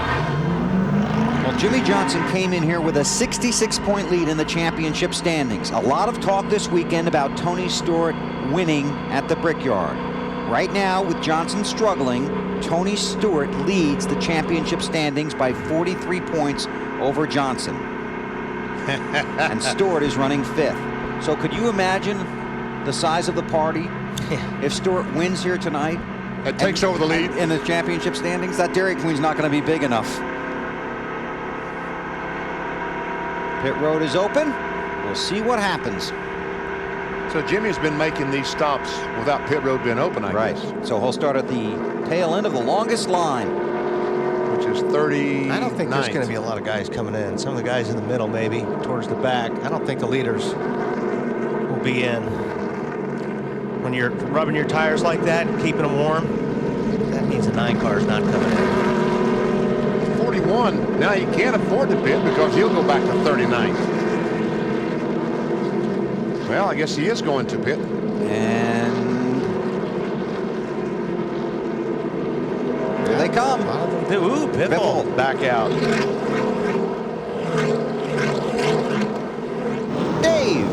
Casey Mears, who had fallen back just a bit in the field, needed to make some adjustments to that car because it wanted to spin out. They will add air to the left front tire. That will help. 4-tire change for the right and red number 41. Matt?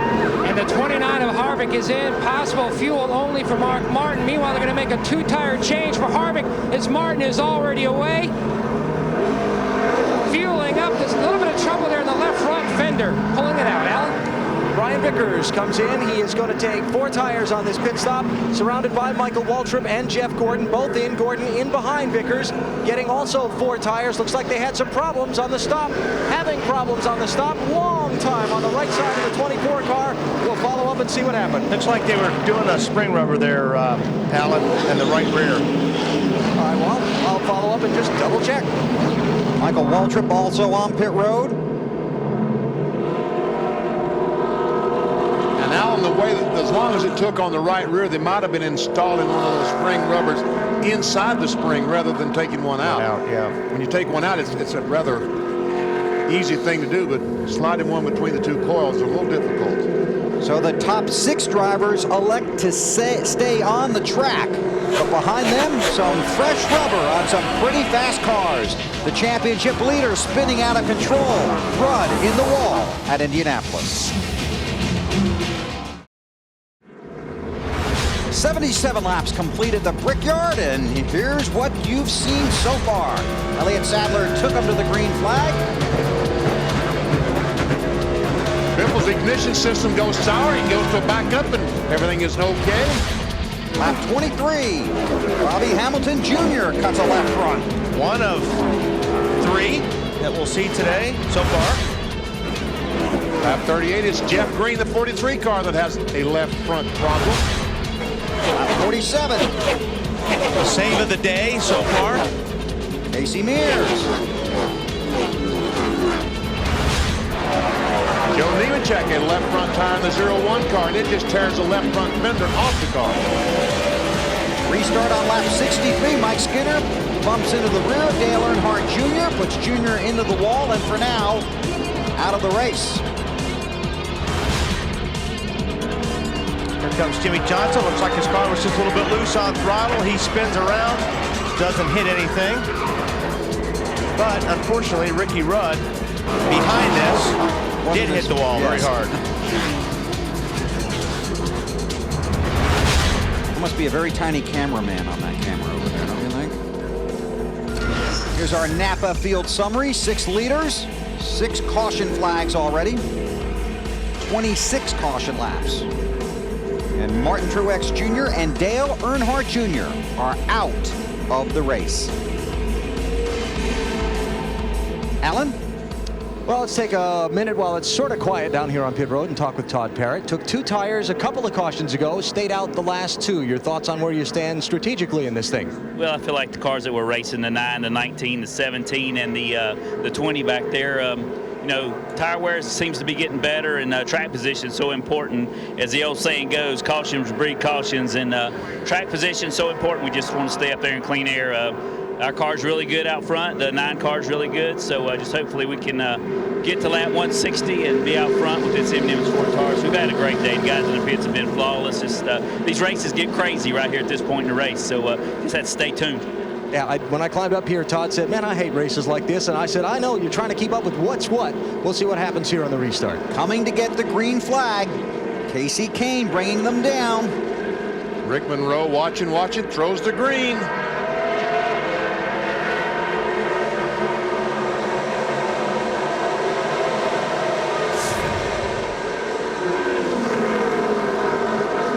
Everyone safely across the line and into 1 and 2.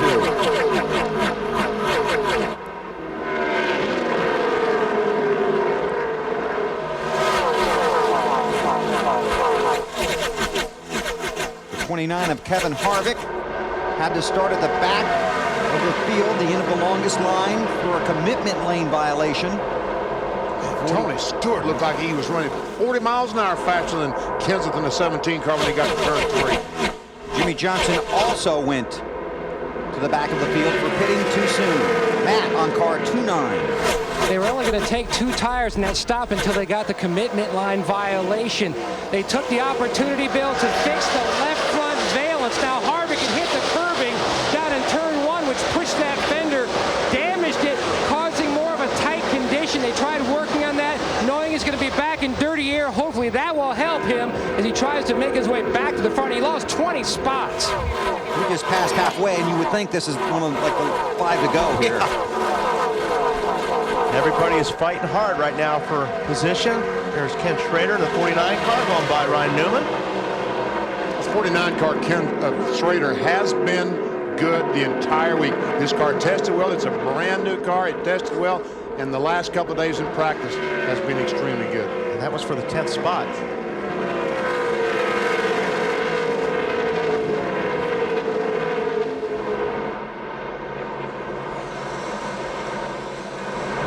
Caution flags, we have 39, and Michael Waltrip on pit road. Left front. It sure looks like it. Allen. Yeah, Michael just jumped on the radio. Flat tire, he's coming in. They're going to change 4 tires and send him back out. That's lousy luck, isn't it? But fortunately, it happened in a place where he could get to pit lane without losing the fender and the hood.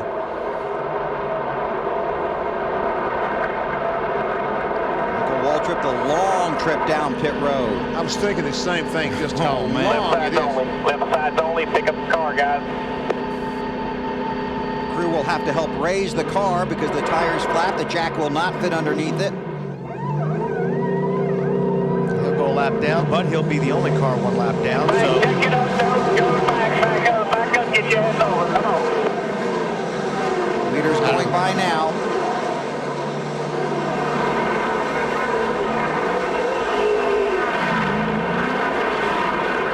And he heads back out.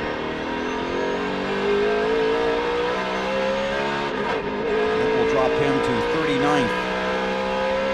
But Walter brought up a good point. He's the only car 1 lap down, so if there is another caution flag, and why in the world wouldn't there be?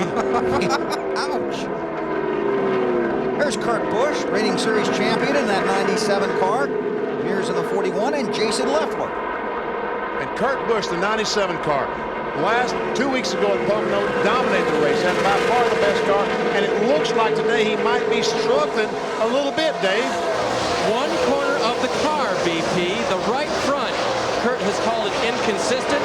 Jimmy Fenning has gone to the notebook, the one in his head and the one on his pit box. They cannot figure out why the right front of that car isn't acting fast. That's really the only thing that Kurt Busch has been focused on all day. And this isn't the car that he was so dominant at Pocono with. I talked to him about it, and he said that they came up with this car. This car tested better here, so they were going to roll the dice and take this car. Ricky Rudd, treated and released at the Infield Care Center, declined our invitation for an interview. Got some damage there behind the right rear with Kurt Busch's car. Mark Martin in the 6 under Ryan Newman. Just for the damage earlier, and who got into him? 15 car. Marty on Ryan Newman. It's been a struggle for the Hoosier native today, Ryan Newman, Bill. They've been trying to get the car better. It's been extremely tight. He called it, we're making baby steps at it. But they really need clean air. And when you're in traffic like Ryan's been all day, you can't find the clean air to make the car any better. So it's been a really rough day for Ryan Newman. Jeff Burton trying to get by Newman and Burton in the 31 car. He's had an adventure on pit road today.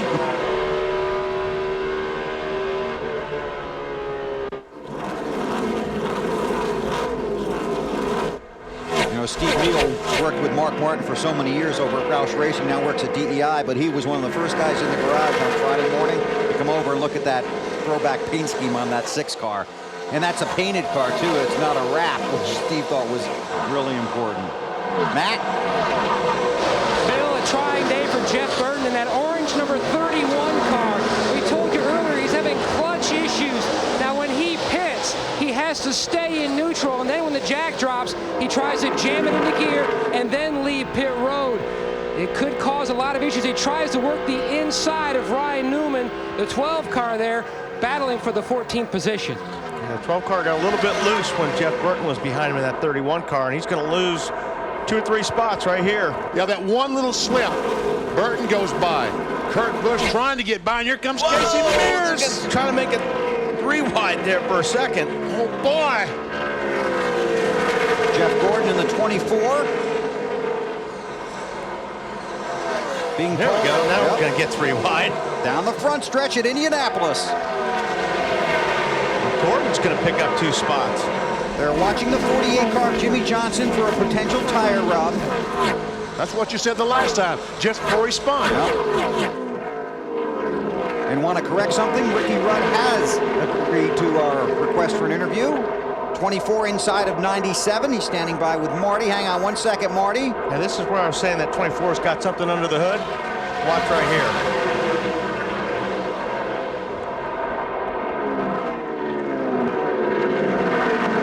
Casey Mears is going to try it as well. All right, Marty, go. All right, BP. Ricky just needed a moment to collect his thoughts. And what happened? You guys had a great car to start off this race with. Man, it's unbelievable. Had a really good race car. And what happened is the second time this year, I don't know what the deal is. Something inside the carburetor was messing up, and I couldn't get. It was very, very hard to mash the gas pedal down, and afraid it was going to stick and hang open, wide open on us. So they crew elected to change the carburetor, which was a smart thing to do, and shouldn't have to do it, but they did it. We lost a lap on pit road under yellow, and we were able to get that back at the next caution because of the Lucky Dog Award, and everything was still going good. We had a good, fast, good handling race car, but we just had to make up ground and still had half the race to go, and started at the back, and we ran about 5-6 laps, and caution comes out, and whoever was behind me, I don't know who it was, didn't elect to slow down when the caution came out, just drove right over top of us and turned us around. Our day's over. It's too bad. I had a really good race car. All right, see you next week. Thanks. Stewart's on the move. Tony Stewart goes to 3rd position by Mayfield in 19. Joe Nemechek in 01 trying to race with no left front fender or a part of a left front fender. Most of it was torn off. Parts and pieces left.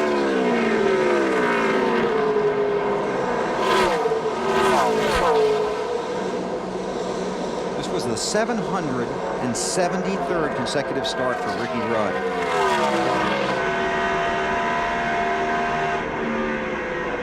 On board with Stewart, going down into turn 3.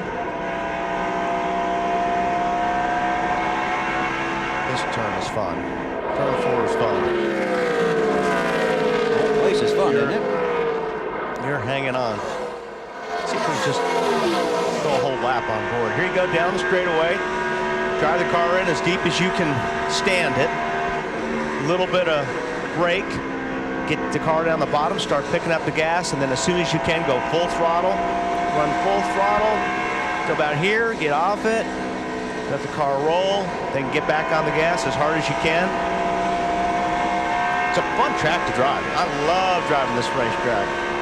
Right now, Marty, it looks like the 20 car, fastest car on the racetrack. Yeah, I tell you, BP, we were praising the crew earlier for all the work they had done on it while you just rode on board with them. What do you think the car is? A little bit tight, Tony says. And they've had an extremely tight car for most of the day. They've started getting it better. Now he said just a little bit tight. Tony feeling more positive about the way this car is running right now. Well, it sure looks good. Down the first stretch, 187, 193. 203 miles per hour. The championship leader. So wherever you talk about a tire rub that someone talked about, I don't see smoke. Don't see anything now. But that could be because the air pressures are back up. we ride with Jimmy, Sterling Marlin has made his way to 8th, Bobby Labonte to 10th, and Ken Schrader, who was 11th a few laps ago, is 14th. Those guys have made some nice moves.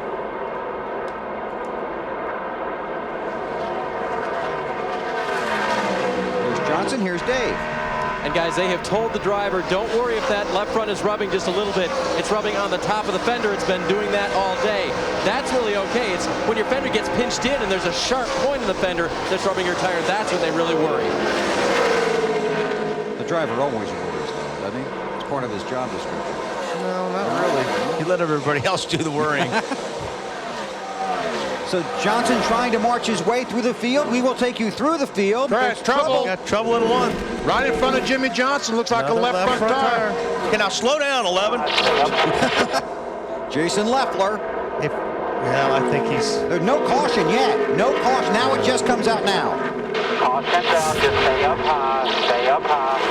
He just takes care of this thing so it doesn't rip apart. He'll put a wheel on this thing and he'll dodge a bullet. But if that thing starts ripping apart... You know, it's the tire is ripping apart. So far, the fender is staying intact. Looks like the left rear is also flat on this car. Right front. Leffler was 20th last time by. Yeah, left rear's up. Michael Waltrip gets the lucky dog. We knew he would. Came back, got his tires. I think that tire came... Well, I'm not going to talk too soon. There's chunks still blowing off it, but...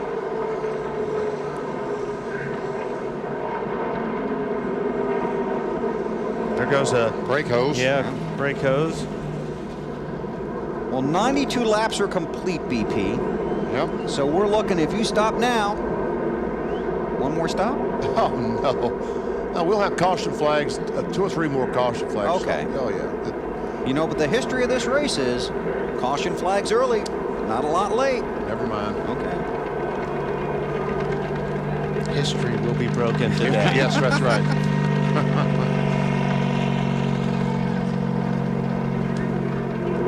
Yeah, the tires changed that history today. Jason has done Look at the stuff still coming off it. Start say he's doing a good job getting the car back to pit road and keeping the left front fender on it, but he's not back yet. Alan, strategy update. Hey guys, just think subtracting the number of laps left in the race, look for most people to take 4 tires here so that when they make their last pit stop, they can just take 2 and try and get out and get some track position. Possible. This would be the 7th caution. Yeah, you bring up a good point, Bill. Yeah, maybe they stop now, change 4 tires, and just stop one more time. There'll be more caution flags, but they may stay out and get that track position. Good point. Let's see what happens. Dave Burns. Bobby Labonte started 36th today, now gives up 10th position. The car is pretty good. They're going to make just a slight air pressure adjustment on the green number 18 for Labonte. He's still getting to his pit. Here he comes. We'll see how this crew does. Let's go back up pit road further. Matt. And Greg Biffle, who's never scored a top 5 here at the Brickyard. The car, he's on the bottom of your screen in the 16. His car tight most of the day, just could not turn. They're going to make an air pressure adjustment. Marty. Casey Kane, that 9 car, led for most of that run. The car a little bit tight. Tommy Baldwin said, we're making an air pressure adjustment. Casey said, just make sure it's small. 4 tires. Alan. 4 tire change for Elliott Sadler. Also made look like a track bar adjustment. And he's going to have to race Brian Vickers off pit road, and I think he got it. Jimmy Johnson has the catch can attached to his car in that 48, so he'll have to come back. Looked like Casey Mears might have run into, there's the catch can. Gordon, yep, there's. Yeah, Mears ran into Gordon right here on pit road. That's an accessory. That's not supposed to be there. That's not original equipment. That's not original equipment. And you must have, all cars must have original equipment. Brian Vickers, 25, takes the lead. Elliott Sadler, who has that outstanding pit stall at the exit of pit road. Under caution, you're watching NASCAR at the Brickyard on NBC.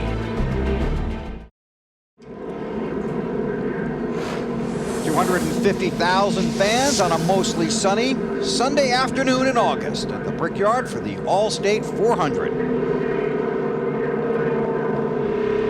Take a look at our our singular Race Talk poll. Well, there you go, BP. You got your answer. Yeah. I thought it'd be 75%. It was only 58% for Bristol. He's pretty darn good there. But he's had success at the Glen in Michigan. And 3 second-place finishes here for Rusty Wallace, currently running 33rd on the track. So those 6% that voted for Indy would be very unhappy now when they hear that he is 33rd. Hey, 66 laps to go. You never know. That's true. Dale Jarrett's struggling today, isn't he? 27th spot right now.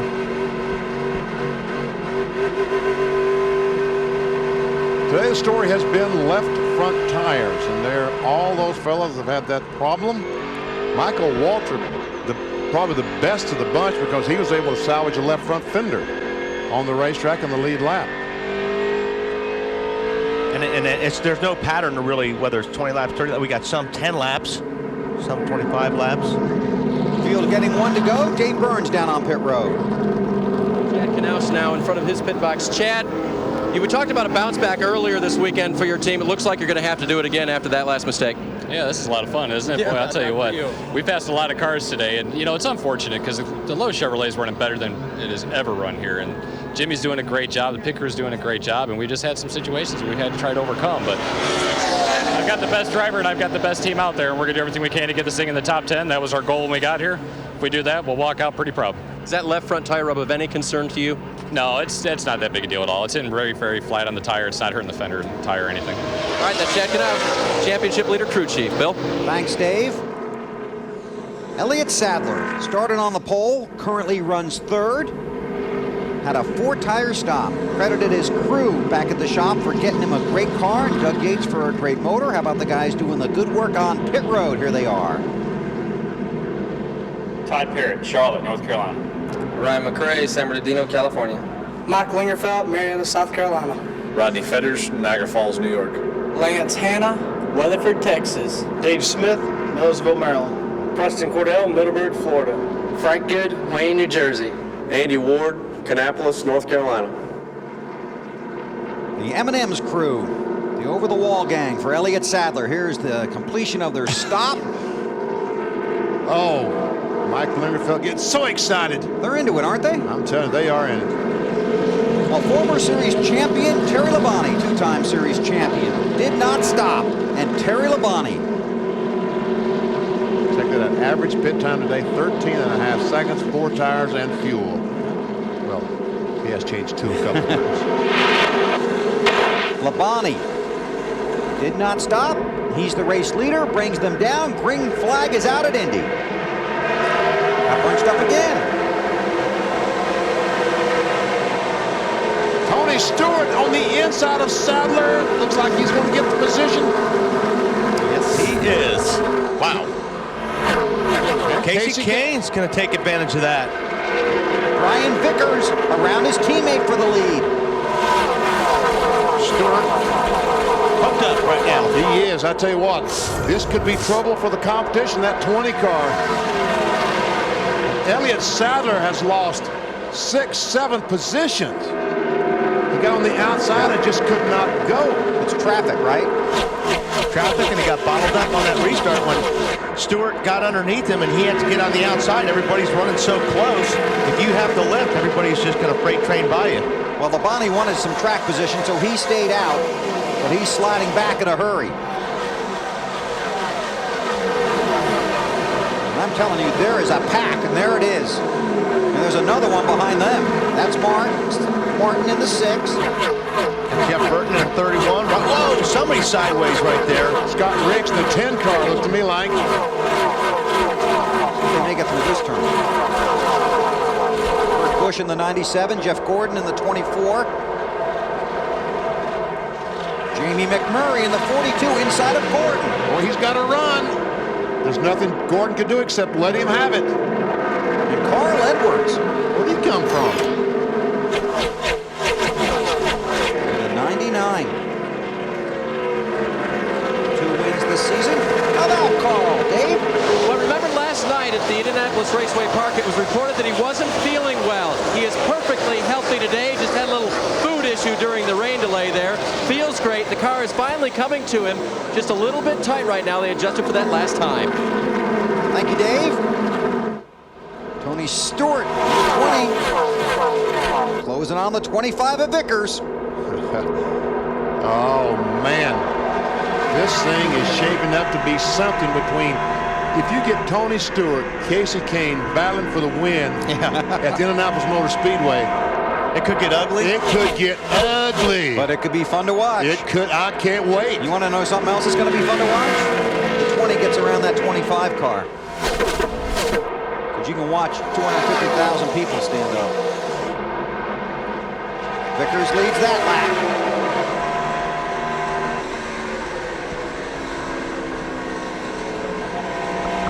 Marty? And Bill, this is where Tony Stewart's been so good, the beginning part of the run. They're following down most of the part of the day. Their problem for most of the day is how they've been at the end of the run. They still get tight, but Tony said it's not as bad as it was early in the day, and they're very fast in this part of the run. Vickers slammed the door that time, didn't he? Yeah, he did, and well, here Stewart's going to take another look, but I think Stewart, once he gets by, if he gets by, his car looks like it's faster. It'll definitely be faster in clean air. In turn 4, Tony Stewart. Vickers has to let it go. Tony Stewart comes out of 4 and will come to the line. He will lead lap 100 at Indianapolis. And man, the grandstands look like an Earnhardt took the lead at Charlotte. You can hear him. And he probably can too. You can certainly see him. Grew up 50 miles from here. Thought he'd be an open wheel racer. Have a shot at the Indy 500. Tried it, never worked out. This race would mean so much to him. He has come so far. And you can see how fast he is. In just a half lap, he pulled 5 or 6 car lengths away from the 25 car. And now, Wally, the 25 of Vickers is going to hold up these other guys. They need to get by him. Kane and company need to get by Vickers as quickly as they can. They really do. Tony's car is good in clean air, which I thought it would be, and he is going to drive away from these guys, so you're right. Casey Kane and Jeremy Mayfield and those 2 Dodges right behind Vickers, they've got to get around them as fast as possible so they can try to make the run at Stewart. Tony Stewart into 1. Now watch as he goes through this chute and then heads for turn 2. That is his sweep outside of turn 2 at Indianapolis. Here he comes by as the leader. Yeah, that's a great spot. Yeah. It looks like that Casey Kane, now once he's caught up to the 25, this arrow push is really affecting the 9 car. These 2 cars are teammates. Sorry, Wally. I was just going to say, and I don't think it's affecting the 19 as much as it may be the 9, because the 19, Mayfield can run right behind Casey Kane. But you're right, Casey Kane, when he gets up on another car, looks like his car starts washing out. Vickers' car looks like it might be a little bit better now, too, after running a few more laps.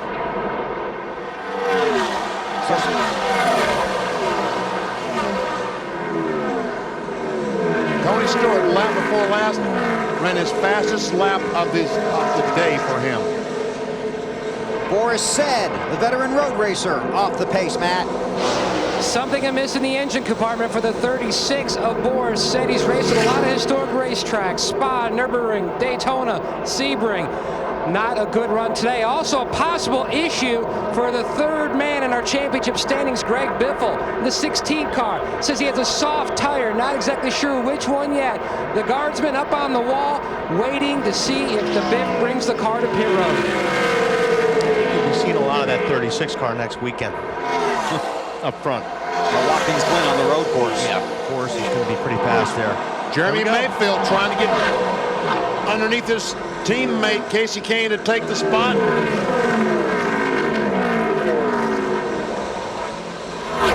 Just quite couldn't pull it off right there, but I still think Jeremy's car, again, if he got past these 2 cars, I think he would be really fast. Ooh. Was Kane a little loose there? Yep, he was. Tony Stewart is 1/2 second a lap faster than these cars. Snyder.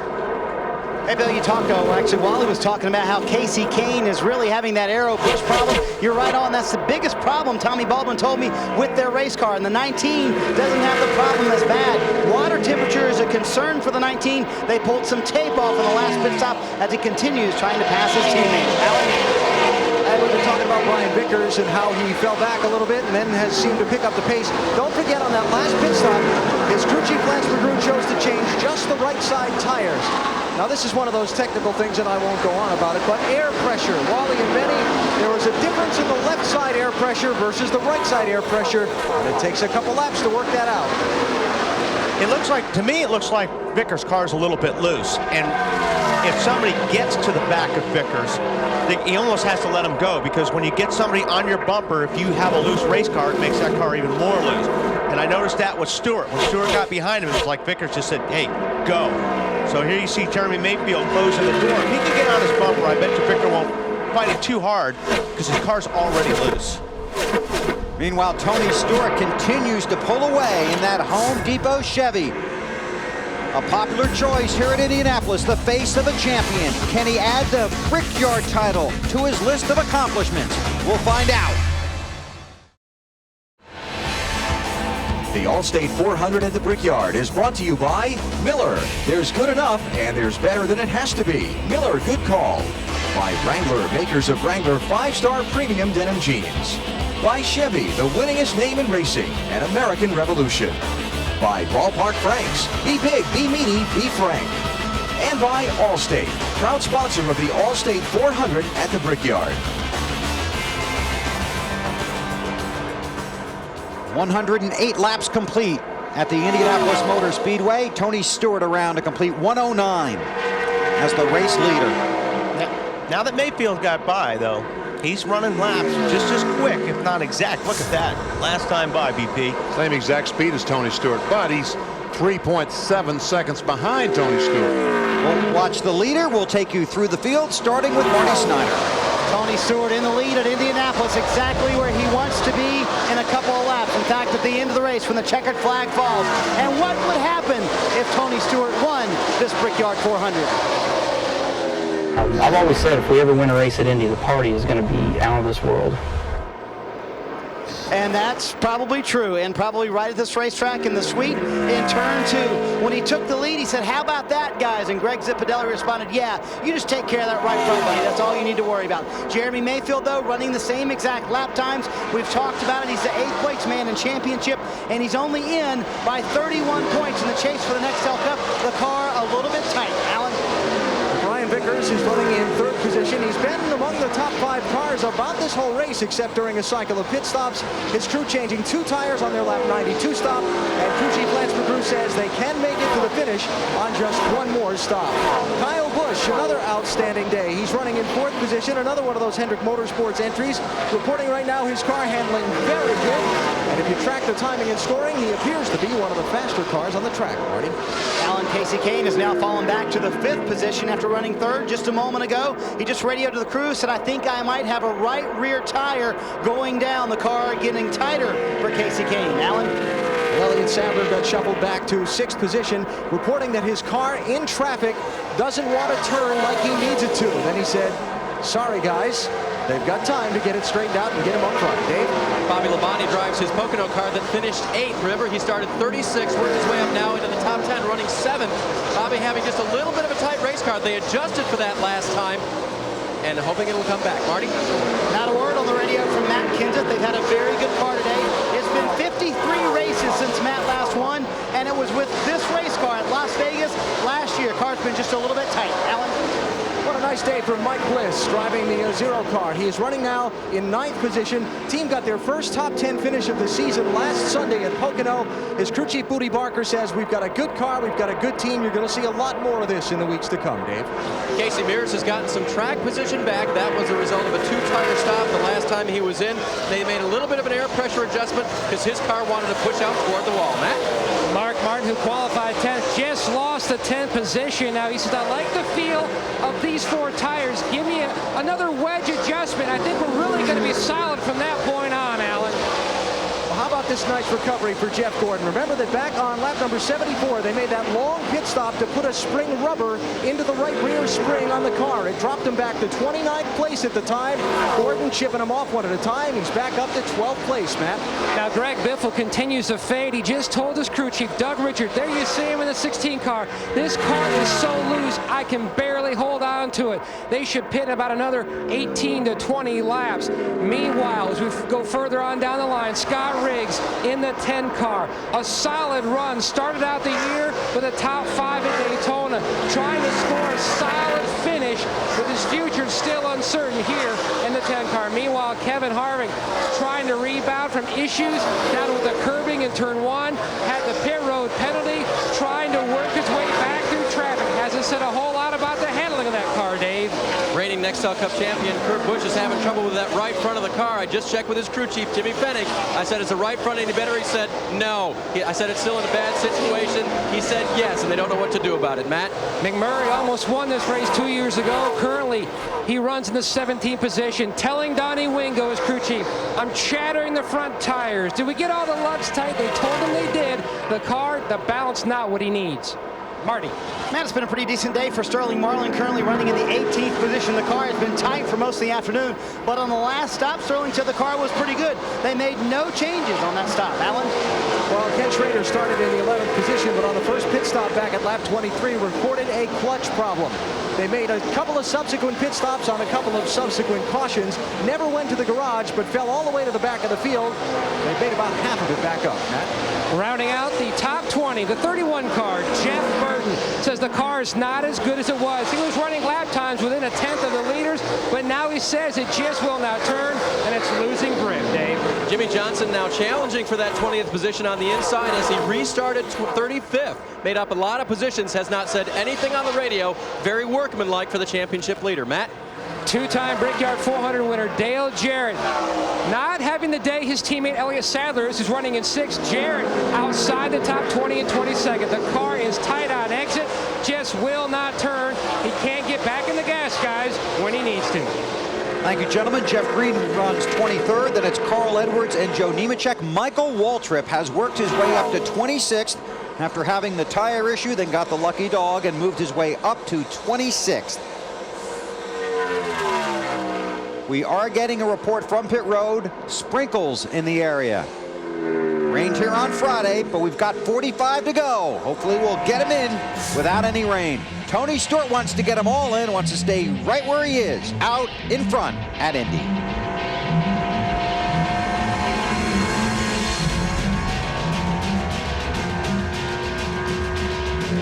Caution is out.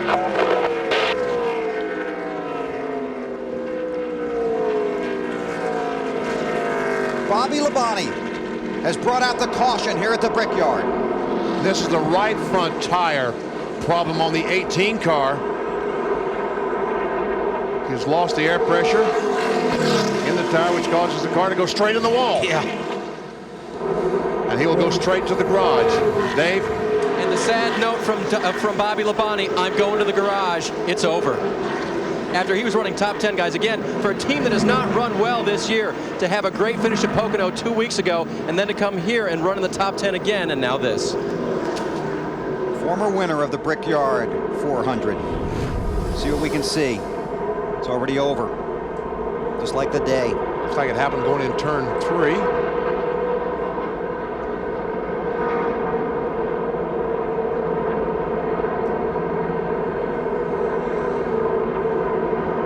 That's his crew on pit road.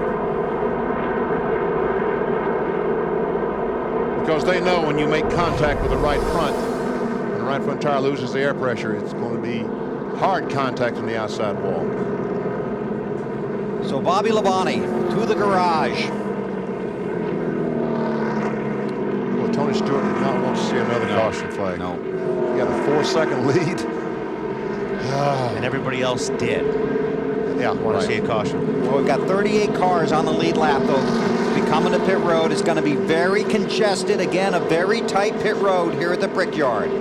Tony Stewart leads him toward pit road, and we send you to Dave Burns. And they corrected the handling problems on Casey Mears' car last time, but remember, they did take 2 tires. This will put them back in the rotation with the rest of the leaders. They will take 4. They will make no chassis adjustments on Casey's car this time. Fuel man goes to the rear. Guys go to work on the tires. Windshield tear-off so Casey can see. Matt. Mark Martin pitting in the second section on pit road on the bottom of your screen. He mentioned earlier a possible wedge adjustment, then they called it off. No changes for the 6, just some hydration for the driver, Marty. Tony Stewart was terrific in that clean air, Matt, leading up front. They talked about an air pressure adjustment. Tony said, I don't want any changes to this car. Zippy said, you're the man driving it. That sounds fine to me. Alan? No adjustments called for Brian Vickers' car. They're going to make a 4-tire change and send him back out, hoping to gain a little track position with a fast stop. The 20 crew gets Stewart out. And there's some congestion. There's contact. Yep, that was Greg Biffle and Schrader in the middle, and Jeff Gordon on the inside. So we'll take a look at the race off of pit road. When we come back to the Brickyard, go back to the commercial break. We're under caution at Indy.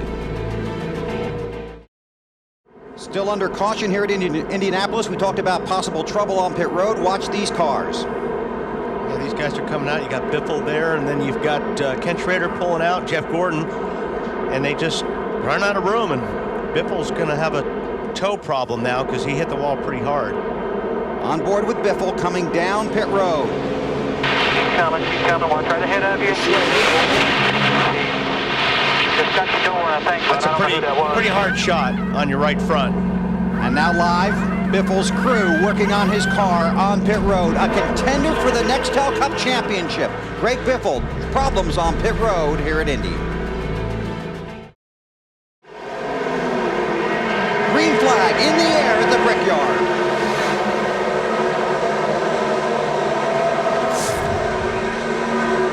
You know what's helping these guys a lot right now? BP 4th, 5th, 6th, 7th. There's no cars a lap down. No cars to the inside, because if they're a 4th place car, they're starting 4th instead of 8th. Most of the cars took 4 tires. Jimmy Johnson, the championship leader, restarted 7th after a 2-tire stop. Tony Stewart leads, Jeremy Mayfield second, then Brian Vickers and Matt Kenseth. There's Johnson in the 48 on the outside of Mark Martin. Being passed by Mark Martin. Here comes Jeff Gordon. Contact between Gordon and Zero on Mike Bliss. We saw that earlier this season. That was Chicago all over again, wasn't it? Boy, and Jeff Gordon in that 24 leaned. I might have a right front going down. I was going to say, he leaned on that right front pretty hard. He's got some damage to that fender, and we know that hurts the handling capabilities of these cars dramatically. Greg Biffle involved in that collision on pit road, restarted 34th. Yeah, Gordon's going to have some problems here with the front of that car and the way it's damaged. And look at these guys closing in on Stewart. You've been liking Mayfield's car. I have. I mean, you know, Tony's got a strong car, but Jeremy's car looks the best in traffic.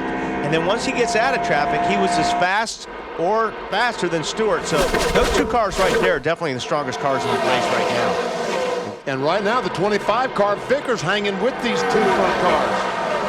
Great battle for the first 3 spots. I'll tell you, the next 3 cars are coming too.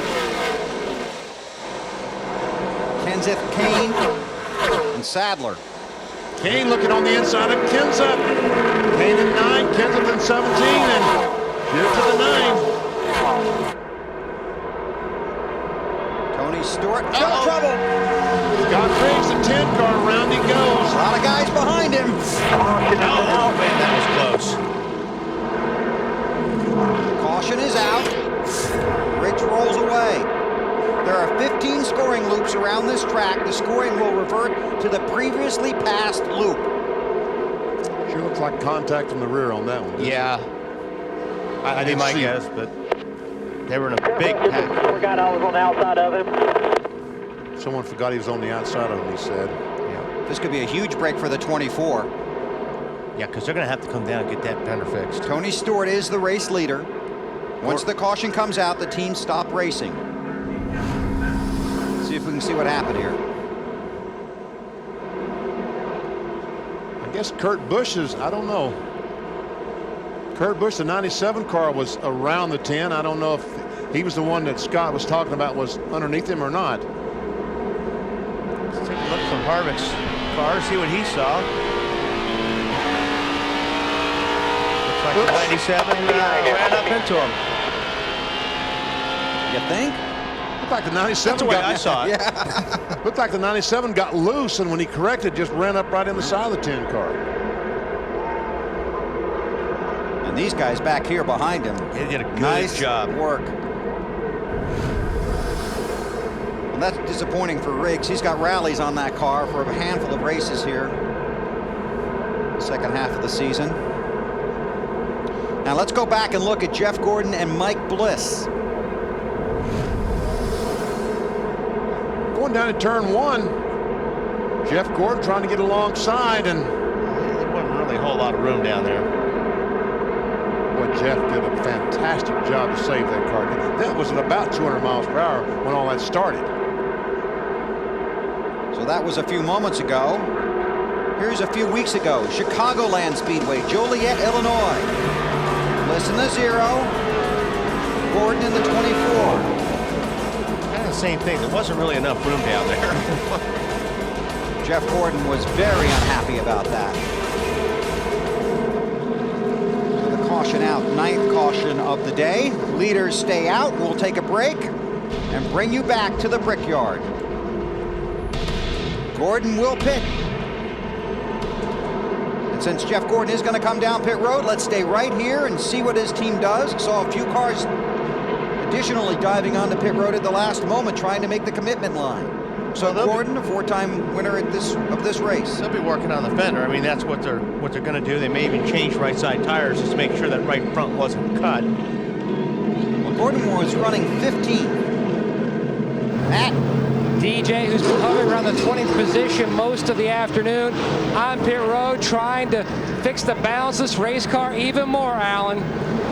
Yeah, Jeff Gordon, after initially the radio call that you heard saying, be ready, I might have a tire going down, came back later, said the tires are fine, I'm concerned about the fender. Robbie Loomis decided to call him in here, pull that fender out, make sure it wasn't a problem. There it is being done right now. And they'll take 4 tires and send him out. Here's an interesting point. These guys stopping now, Benny. I think some of them might make it the rest of the way if we don't see another caution flag. It could be very interesting to see how this plays out. Under caution at the Indianapolis Motor Speedway. You're watching NASCAR on NBC. Still under caution here at the Indianapolis Motor Speedway. Tony Stewart leads, followed by Jeremy Mayfield, Brian Vickers, Casey Kane, and Matt Kenseth. Here's our Miller race fact. The eventual Cup Series champion has won at Indianapolis 4 times, including 2 by Jeff Gordon. He's got some work to do if he's going to win today. Yes, he does. Let's check along pit road with Marty. Well, Greg Zipadelli anxiously awaits the last 35 laps of the Brickyard 400, and you guys have done a terrific job of putting smoke in contention. Talk about chassis-wise where the car is right now. Yeah, we started real tight today. We thought the sun was going to be out and it was going to be pretty slick, so we were real aggressive on our first 2 or 3 stops. A couple of rubbers in the right rear, 3-4 pounds in the right rear, and he's done a great job. He's been real smart, real smooth. He's worked his way to the front, so we're about 1 or 2 laps short on fuel right now, so we'll keep our fingers crossed. I was going to ask you, how worried are you about that? Because you have been preaching conserve fuel, conserve fuel. Yeah, we'll do all we can here. We needed 1 more or 2 more caution laps, but we'll see if we can get a lead. Maybe we can save some fuel. We'll see if the good Lord's got this in store for us. Looking for some more caution flag laps in the 20 pit. Alan? And this is Lance McGrew, who is Brian Vickers' crew chief, watching his driver sit 3rd. You pitted with 43 laps to go. First, can you make it to the finish on the gasoline you got on board? On what we have on board, it's questionable, but it hadn't historically. Today it hadn't gone green for very long, so we're counting on a couple more caution laps to put us over the edge. And so that leads to the next question. If you get those couple more caution flag laps, are we going to see you on pit road again before the checkered flag? I probably doubt it. I doubt we'll come back down pit road. It's kind of a gamble for us, but you only win this race very few times or have opportunity to win it. We've had a car good enough to win it today, and if we have to roll the dice to do it, we'll do it. All right, Lance, thanks. Good luck. That's for Crew Chief for Brian Vickers. Matt? Here in the 6th pit, Pat Trison, you've worked on your car's handling all day, but the bigger question, where do you stand on fuel? The Viger force toward force has been good all day. Right now we're just we're a little bit short on fuel right now, but we'll see how it goes. You know, it's a long way to go still, so we'll just have to see how everything falls. Mark just said on the radio, Pat, you know, I really do like the way this car handles on 4 tires, Dave. With Jimmy Fetty now, crew chief for Kurt Busch. Looks like that contact with the 10 was a little indicative of how this car is handling today. Yeah, we've been struggling all day, and we just pushed right into him. Kurt felt bad about it, and I feel bad for the 10 guys, but, you know, we're going to keep working on it, see if we can make it to the end. The 97 has been talking very close on fuel as well. Green flag with 33 to go. Some guys will be able to make it, and some guys will not.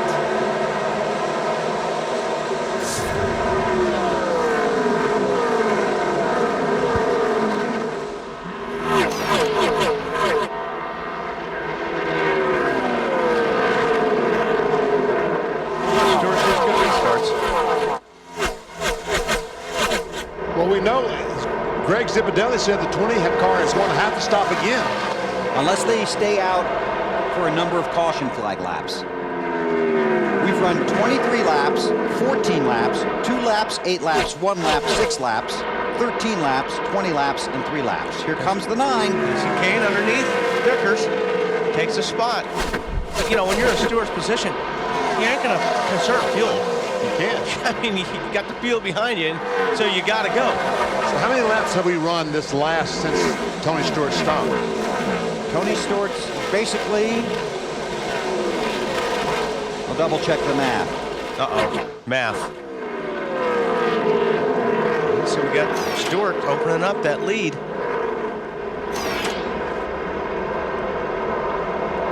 What are they saying, Marty, about the 19? Because Mayfield looks like he's got a strong car. He has an outstanding car, Wally. They've had a terrific day, but the problem is they too short on fuel. About 1.5 laps, Slugger Labby told me, so they need some caution laps, just like the 20 car. Oh, almost contact between teammates.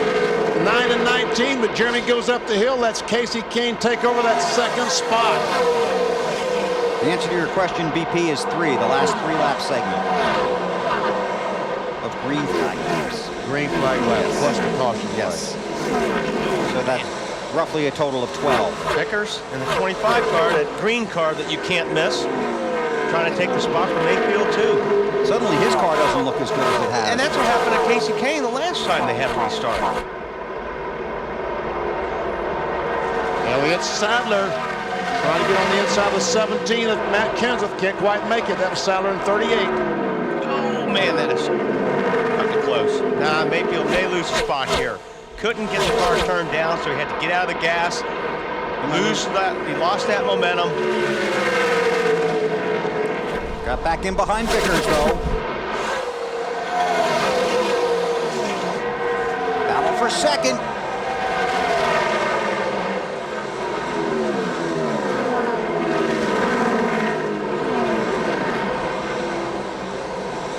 You see Kane chasing down Stewart. Trying to chase down. And guess what? The last lap, Casey Kane was faster than Tony Stewart. He is chasing him down. 4/10 of a second faster. Just that battle you guys were looking for earlier coming up? Stewart's car is using a little bit more racetrack than he was earlier, which means his car is sliding a little bit more than Casey Kane's car. It means Casey Kane's car is hooked up a little bit better.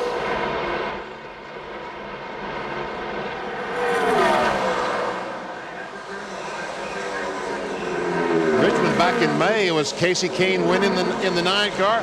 Tony Stewart finishing 2nd. And Tony Stewart couldn't have been happier for Casey. He wouldn't be happy for him today, I don't believe. No. Not at this racetrack. He's not happy to even see him in the mirror right now. Their relationship wasn't always sparkling, but they have mended fences. That's what you call making your car wide. That's what Stewart's doing right now. Boy, Kane is right there. Marty? Casey trying to get the lead. He came on the radio. They've been tied afternoon long. He said, you know what, guys? We finally have it loosened up. And Tommy Baldwin said, I can see that. Last lap, Casey Kane ran his fastest lap of the day. But 2 laps before that, Tony ran his fastest of the day. He did, yes. Track's cooling off a little bit. And we're getting closer to the end Yeah. at Indianapolis. Exactly. Boy, Kane's car looks good right there. And Tony is not saving any fuel now. Do you get to a point, if you're Casey Kane, you know you're faster than him? You just got to... You got to go. You got to go? get right now. I mean, you've got 28 laps left. You know your car's good now. If you get by him, you may be able to drive away from him. So that's what you want to do while your car's still good or better than Tony's. You want to get it done now. But Tony's not making that real easy on Kane. No, sir. Down the front stretch at Indy, the Fan Canyon. Marty? You guys notice Tony Stewart is ducking out to break Casey Kane's draft coming down the front stretch. That's what he's trying to do, trying to slow Casey down a little bit. Ray Abraham on the radio told Casey, listen, there are a lot of laps left. Be calm, be patient. We have a great car. Ray Abraham is car owner, former crew chief for Jeff Gordon. Now Casey Kane tries to make the move and can't do it there. Like I said earlier, there is a draft that you use here. These straightaways are so long that the draft does come into play. Ooh, this may be it. Casey Kane on the inside. Casey Kane takes the lead coming out of 4 at Indianapolis. Now we'll see if he can drive away from Stewart.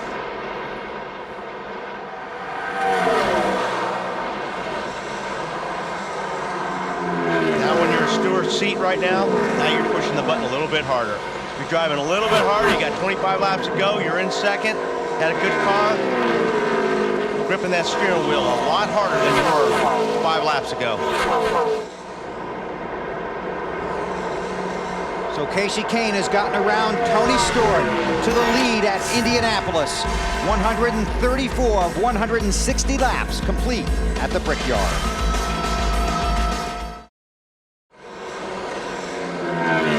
Green flag racing at the Brickyard. Casey Kane continues to lead, starting to pull away from Tony Stewart. Here are our Harley-Davidson lap leaders. Elliott Sadler started on the pole. Stewart led 33 laps, and Kane, who leads now, has led 28.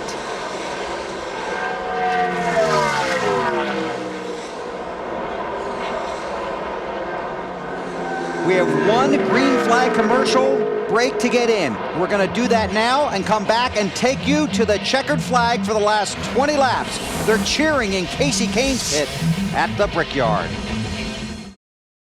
141 laps complete. Casey Kane, the race leader, coming around to complete lap 142. Tony Stewart trying to close in. Tony Stewart is only 1/3 of a second behind Casey Kane. 12th running of the Allstate 400 at the Brickyard. And you know, if that Casey Kane goes to victory lane, our buddy Mike Arnold from St. Louis wins $400,000. You know, if this thing stays green, though, we may be looking deeper into the field for our winner. And he's won this race a few times before. Fuel is definitely an issue. 24 car. Took some fuel. Yep. He's good to go, but Marty, I don't think the leader's got enough. He keeps getting reminders, conserve fuel when you can. I asked Tommy Baldwin, how close are you on fuel? He said, close enough. I said, do you need a caution? He said, yes. Oh, Tony's looking on the inside. And Casey, he moved him up. Yep, he's going to get underneath Here him he here. comes. Oh, there's no room there. That was close. Stewart back out there? Yeah, definitely. Casey came down, slammed the door on him a little bit, which he should be doing. Yeah, I mean, Tony was blocking earlier, so like I said, man, this is it's a big race. Indianapolis.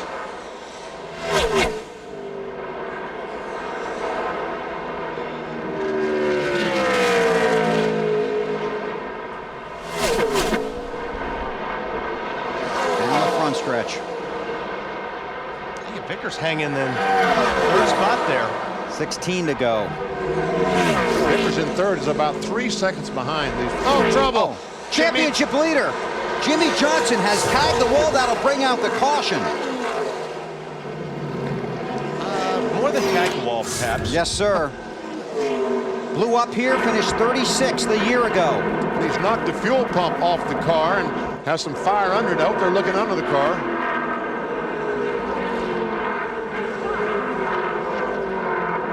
There you go. There's the fire underneath the hood. Trying to get the hood pins out so they can raise the hood. It's probably a little warm. Burns? Guys, they told Jimmy, lean in the window. Chad Knaus ran out onto pit lane, pulled the window net down, and yelled at Jimmy, get out. The car is on fire underneath. He went to the aid of his driver and now has Jimmy on the pit lane wall.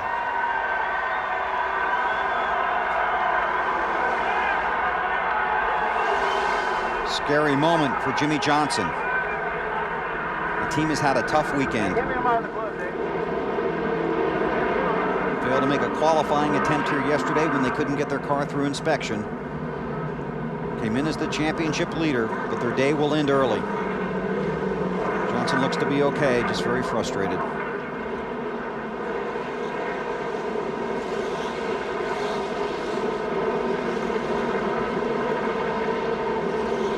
He takes a seat on the pit wall. That's Chad Knaus, his crew chief.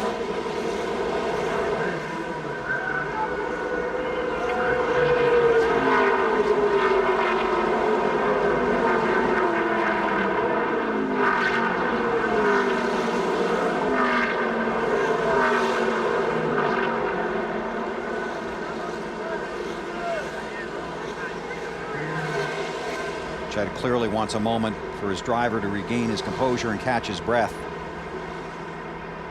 And some of the track medical attendants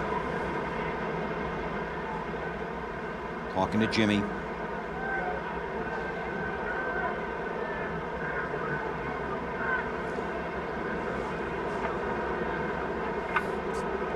I think Jimmy's hot. I probably, as much as anything, he's just so frustrated. Very disappointed. Yes.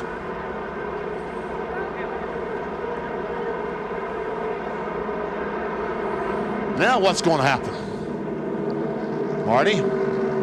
The 9 car will stay out of Casey Kane. A lot of debate on the 20 car radio. Tony Stewart said, I think maybe pitting here is a good idea. If we don't pit, we'll be sitting ducks. Greg Zipadelli said, I think we should stay out. Tony said, it's your call. I'm too nervous to make the call. Zippy said, stay out. We need the track position. I think that's a good call. If they've got enough fuel to make it to the end, I mean, if it's, who's going to pit? Elliott Sadler, Tony Stewart. Tony's coming down. No, a fake. You fell for it. I fell for it. Didn't he? He got me hook, line, and sinker. No, I think that's how bad he wanted to come down and get some fuel. Well, a bunch of guys behind these leaders are coming down pit road. He's just got a lot of cars to pass to get to that lead. Very difficult because those cars are going to be pretty wide when we go back to green flag racing. Yep. Obviously, you get more fuel under the caution, running caution laps, than you do under green. They normally counted about 2 laps of caution flags equal 1 lap of green flag racing. And this is where you can save fuel under yellow. Yeah. Just stay off that gas pedal as much as possible. Marty? Well, let's talk to Tommy Baldwin, crew chief for Casey Kane. First things first, does this get you good for fuel to the end? It puts us close. I'm not sure. I'm not going to say, but yeah, I'm real proud of everybody at Abraham Motorsports. This Dodge Charge has been on rails all day. Great weekend. We worked real hard all week getting this thing prepared. It's a brand new car and a brand new EMS car. Everyone's doing a good job, but just probably about 12 laps to go and take green. 11, 12 laps to go. I don't know. It'll be close. You have to gamble on it. We're in a position with 21st in points, and I don't know. We'll take our shot. Tony has been putting a lot of pressure on him, though. Yeah, we've just been saving fuel. We'll be all right. All right, the poker face from Tommy Baldwin. Oh, very good. Now let's see if we can see what happened to Johnson. Watch the top of your screen, top right-hand side. We're pretty sure what happened. Tire? Yeah. Tire goes flat. You'll never see the... This will give us a good indication.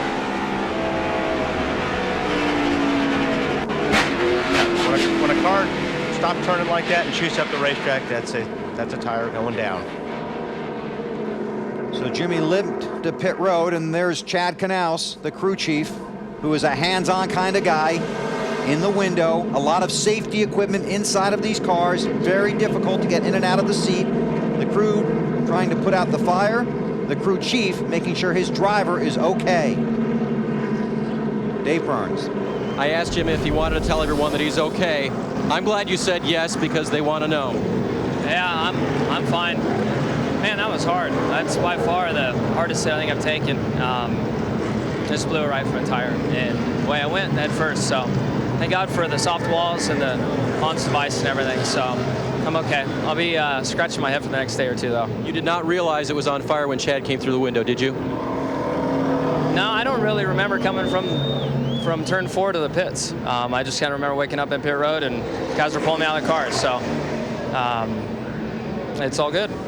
One of those guys we know was Chad Knaus, his crew chief. Chad's been talking with Jimmy. The EMTs have been attending to Jimmy as well, and that was a hard lick, guys.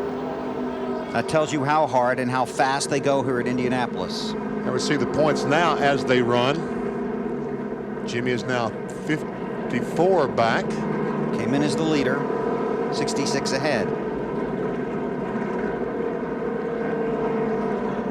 Here's a look at 11 through 20. Again, the guys within 400 points of the championship leader make the chase for the Nextel Cup. Right now, not a factor because the top 10 guys would be in. Okay, let's check on the Tony Stewart story, Marty. And Tony conversing with crew chief Greg Zippadelli right now, and well, they are good on fuel now. Let's confirm that with Zippy. You okay on fuel now?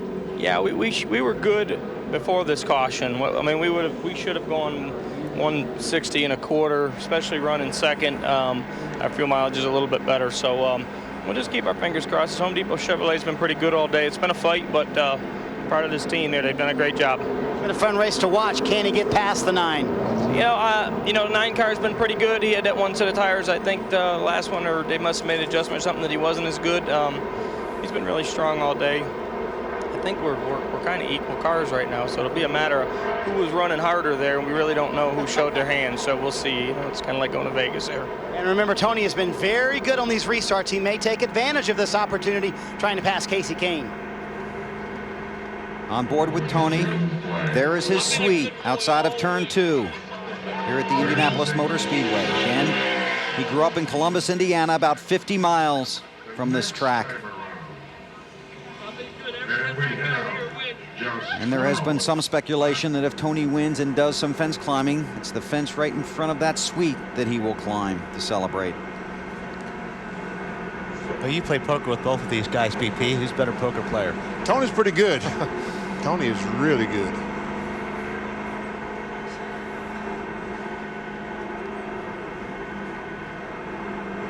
You know, restart's going to be, sorry, Bill, restart's going to be probably his best shot, Tony Stewart's best shot. If he can get a good restart and get right behind Casey Kane, try to get him a little bit loose in 1 and 2 and dive underneath him, that's going to be one of his best opportunities. Didn't Jeff Gordon cut a tire in Texas and say that was the hardest hit that he's ever had prior to the safer barriers?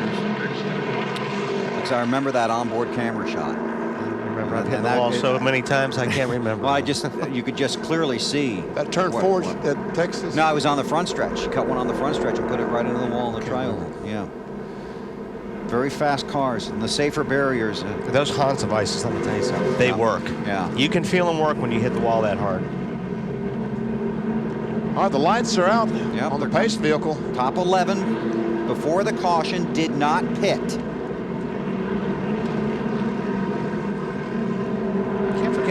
Some of these other guys back here either. Vicker's running good. Mayfield's back there. Kenseth and Sadler was strong early. Marty? Greg Zippadelli to Tony Stewart just a moment ago. Be smart, make me proud here. Well, we've seen some contact on restarts here at the Brickyard, including earlier today. Yeah, a few laps ago, we saw Tony Stewart in the 20 car cut the 9 a little slack when we went down the corner. The 9 car kind of came down. You get 2 laps to go, and there will be no more of that. Like I said, I think Tony's just got to be right on his bumper right here on this restart. Some drivers will tell you there is no bigger race on the Nextel Cup circuit than this one, the 2.5 miles at the Brickyard. Great. Here we go. Casey got a good start. 11 laps to go. But Tony, well, he laid back and got that run between 1 and 2. Kane trying to hold him off, can't do it. Side by side in front of his sweep. They sweep into 2 and onto the backstretch. Tony Stewart takes the lead at Indy. That was his opportunity.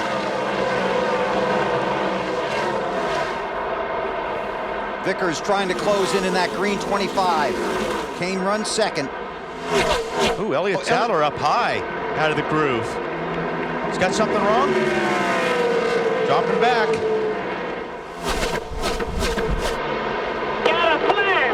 Got a flat tire on the 38 car. Was the pole sitter. And he couldn't get to pit lane. Hopefully that thing won't come apart. On the left-hand side of your screen in that M&M's car, Elliott Sadler, the pole sitter, with a tire going down. Oh, what a bummer.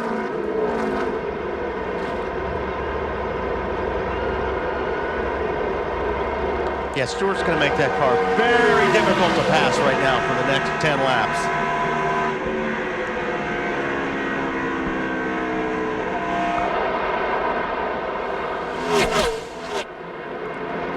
Kane is not bad. No. This car, this 9 car, is fast. And I think it gets better if he gets a couple of laps underneath them.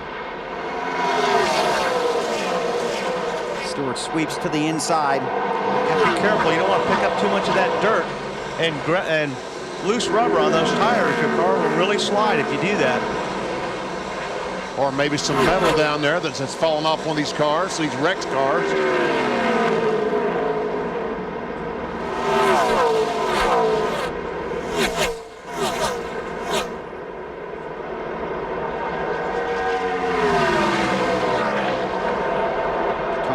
Leading with under 10 to go at the Brickyard. Place he grew up dreaming about winning. Boy, that looks good right there. Ooh, 9 cars taking a look. Casey Kane. Car looks like it's working on the bottom pretty good, man. It does. Now he knows how he passed him earlier, right? Sadler made it to pit road. Finally. Falling all the way back to 33rd. Got to be careful too when you're weaving down the straightaway. You don't want to ruin your entry to the corner because your entries are so important here at the Brickyard. So don't want to follow Tony's too much. So you stayed out that time. Don't want to ruin your entry. You want to run your line, not his. Run your line, because if you run his line, it may mess you up enough to where he'll get away just a little bit. And he might be trying to do that. Yeah, absolutely. That's exactly what he's trying to do.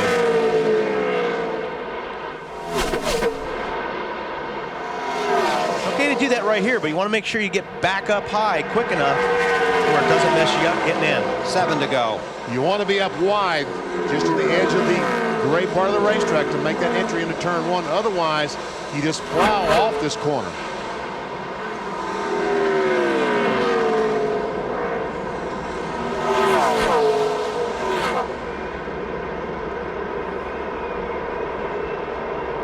Stewart has had an amazing season.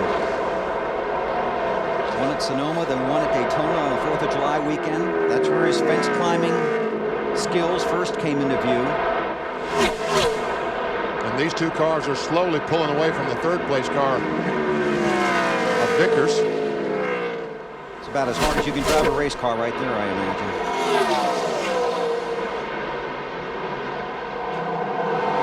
imagine. 6 to go. Looks like that Tony is starting to put just a little distance on Casey Kane in the 9. Last 2 laps, he's been 0.2 of a second faster than Casey Kane.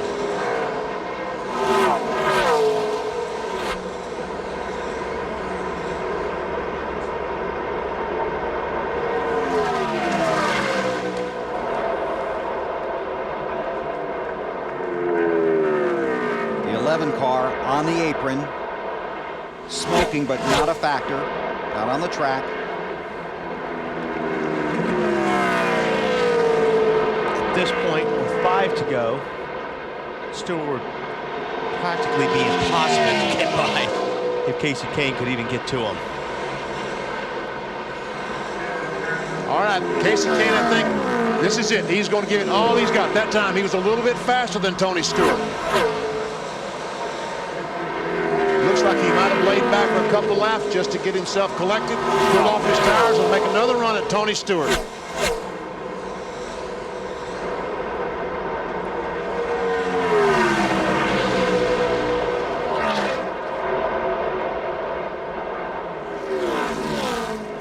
Into 3, now the short chute between 3 and 4. Off of the critical turn 4. Down the front stretch, the Fan Canyon. Fans lining both sides of this 5/8 of a mile straightaway. Past the famed Indianapolis Pagoda, the 96-foot tall scoring pylon where his number sits atop of it. Something he's always dreamed about. Now the short chute between 1 and 2. That's where his suite is, right there. Looks like Casey's car's a little bit better than Tony's car in 1 and 2, but Stewart looks a lot better in 4. Right foot through the floor there. You can't believe how hard these guys are pushing that gas pedal right now. And the 9-car Casey Kane is going to have to depend on Tony Stewart having a problem. Run out of fuel to be able to catch him.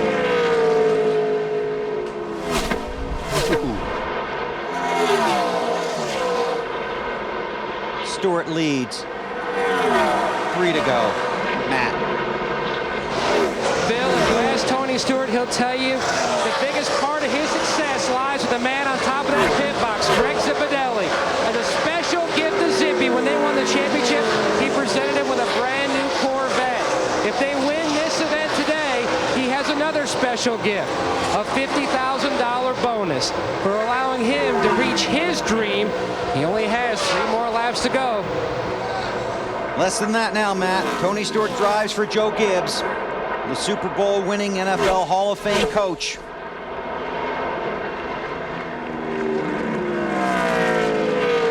Boy, he's so smooth right now. Concentrating so hard on hitting those marks just right. 2 laps remain in the Allstate 400.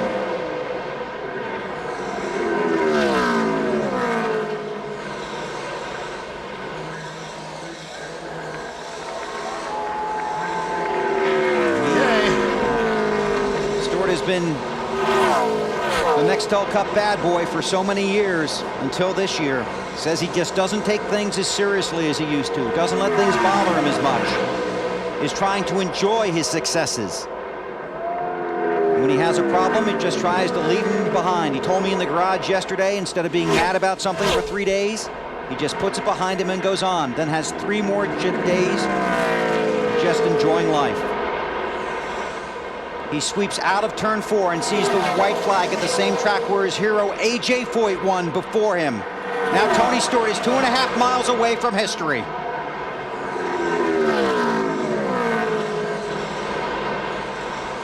Looking in his mirror every, about 2 seconds right now.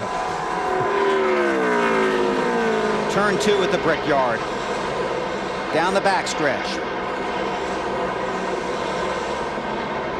This is going to be really, really big for him. Half a lap to go. The fans cheering.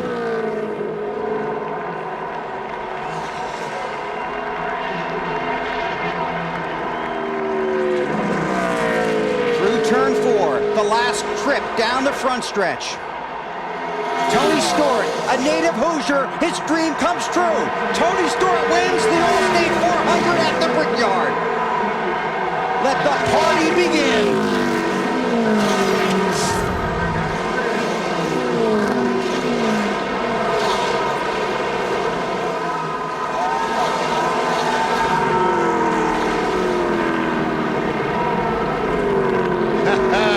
Folks, there's one happy race car driver.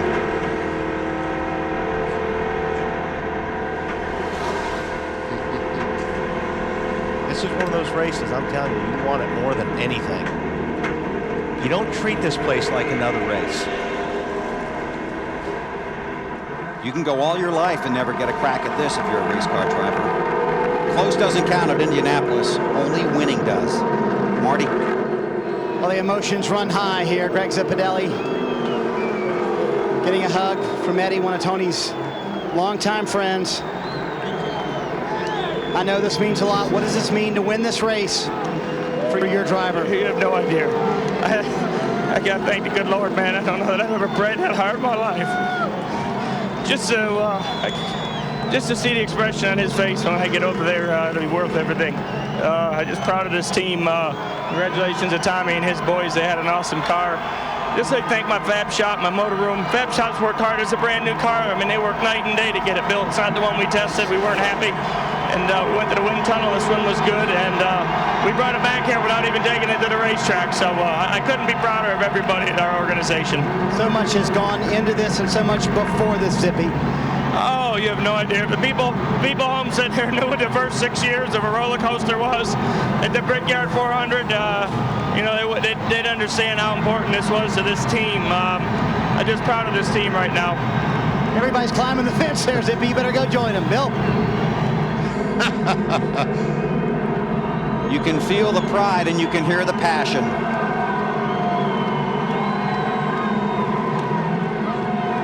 Stewart has turned around, coming back the opposite way on the track.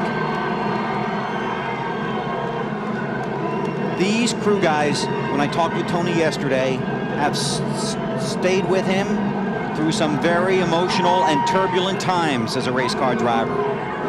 They have held it together as a team. They won a championship. Off with the helmet. Unofficially, Stewart is the championship leader now, 75 points in front of Jimmy Johnson.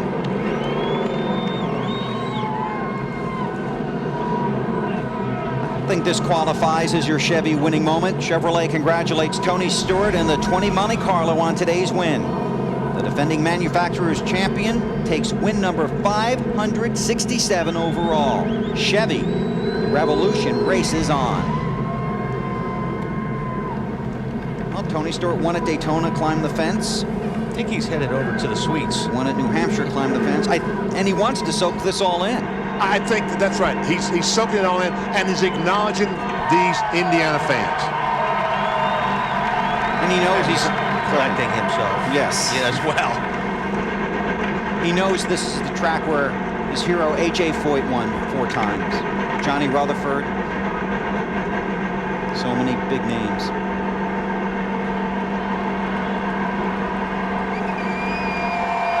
Grew up dreaming of being an open-wheel racer, hoping to win the Indianapolis 500. But his career took a turn towards stock cars. When he got with Joe Gibbs Racing, it really took off.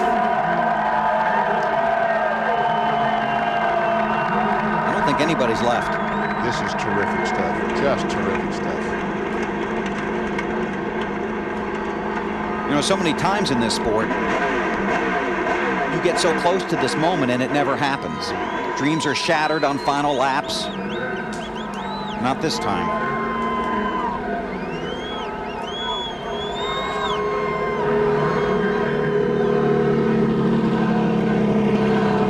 Now he's coming up on the suite. We'll see what happens. Will he just simply acknowledge them?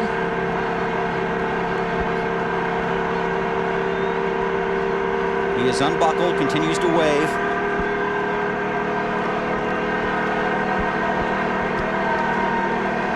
Doesn't have his radio in, obviously, so nobody's talking to him. Simply enjoying the moment by himself.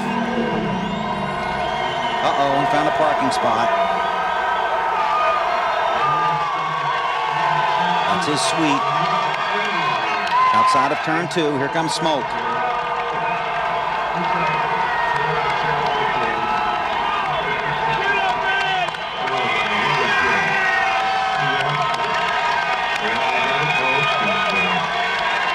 Milk's the tradition in the Indy 500.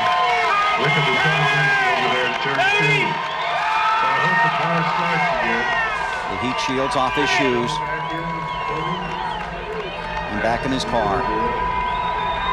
Wanted to celebrate with his friends. Just wonder if they've got the letters up on the marquee at that Dairy Queen in Columbus already. Check this out, they need a ladder. I think they need a bigger ladder.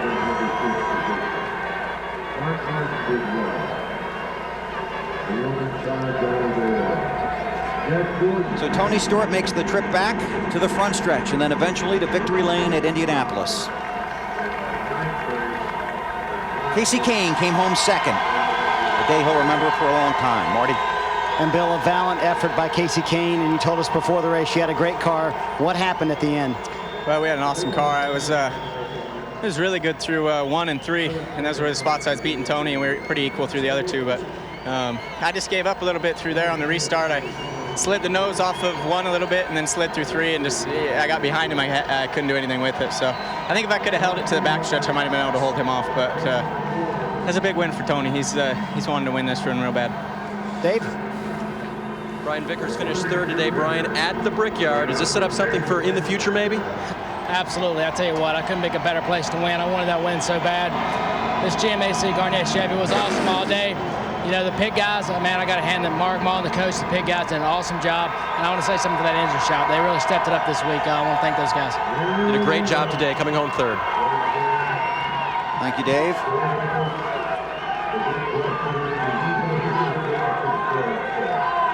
Tony's friends, crew members.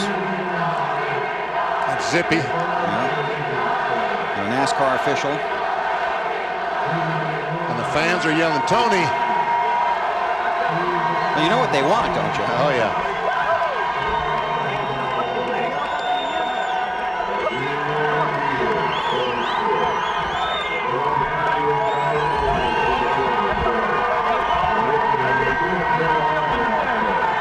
It's a small ladder. I think he's interested in the ladder.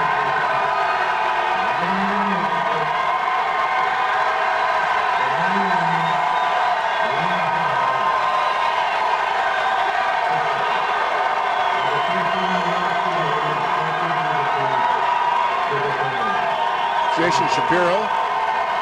Scott right Deal. beside Tony. I think anybody with a Home Depot shirt's required right now. How many nights do you think Tony Stewart dreamed of doing this?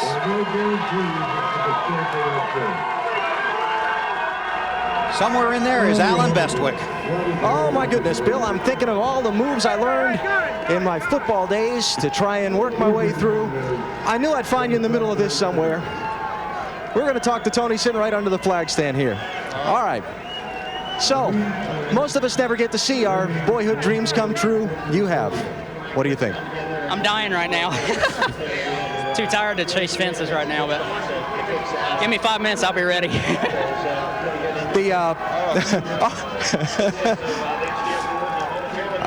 Let's see here. I'm going to have to negotiate. Yeah, let's go back to Bill and get a second because we're about to. Well, all right, he's waving me on here. Yep, hang on here. All right, let's do it this way. You got me? There we go. He got by you with 27 to go.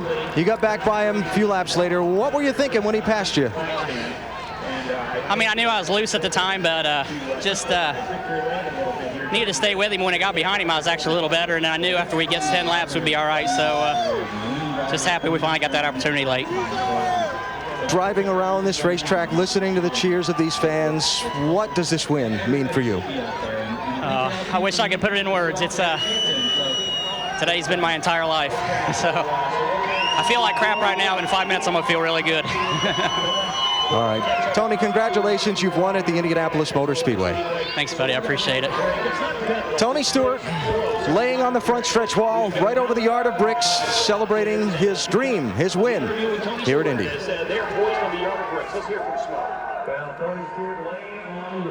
So Tony Stewart trying to recover from a physical and emotional win. The car, the crew, and the driver heading to victory lane at Indy.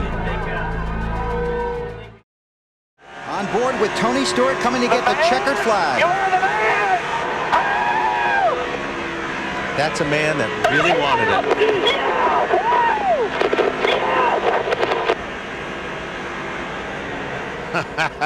The winner of the Allstate 400. Couldn't wait to get the window net down.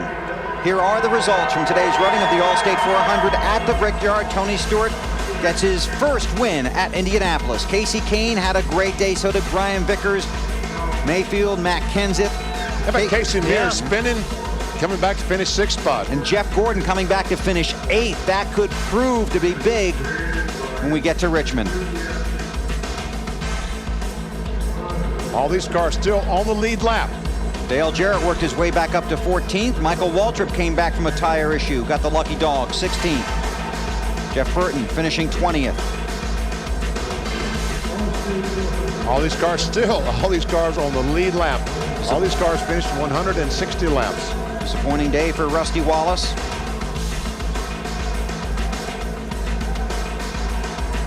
Elliott Sadler was the pole sitter, but man, that's heartbreak, huh? He was strong and ran good all day, and that was just a real heartbreak for those guys. Championship leader Jimmy Johnson coming in was the championship leader, finishes 38th. And last place, Dale Earnhardt Jr. We've been told Jimmy Johnson has been taken to a local hospital for further evaluation after his hard crash here. The championship standings after 21 of the 36 races. 5 races to go before the cutoff and the chase for the next Nextel Cup begins. Tony Stewart wins at Indy, is the championship leader. Carl Edwards, 10th. We continue to chant for Tony Stewart here. And Elliott Sadler, who ran up front in the first 4 or 5 spots so much all year long, is now back in 12th position after that flat tire. On the outside looking in. Lost 3 spots today. Don't forget, we'll be back next weekend for more NASCAR action from Watkins Glen. The Busch Series returns to the road course on Saturday at 2 p.m. Eastern Time on NBC. And on Sunday, the NASCAR Nextel Cup Series takes to the track at 1 p.m. Eastern, beginning with the Bank of America Countdown to Green. Coming up next, except on the West Coast, it's your local news. Then at 7, 6 Central, don't miss an all-new Dateline, followed by Law & Order, Criminal Intent, and Crossing Jordan. A historic day for Tony Stewart, one he'll never forget. We're glad you were able to share it with us on NBC.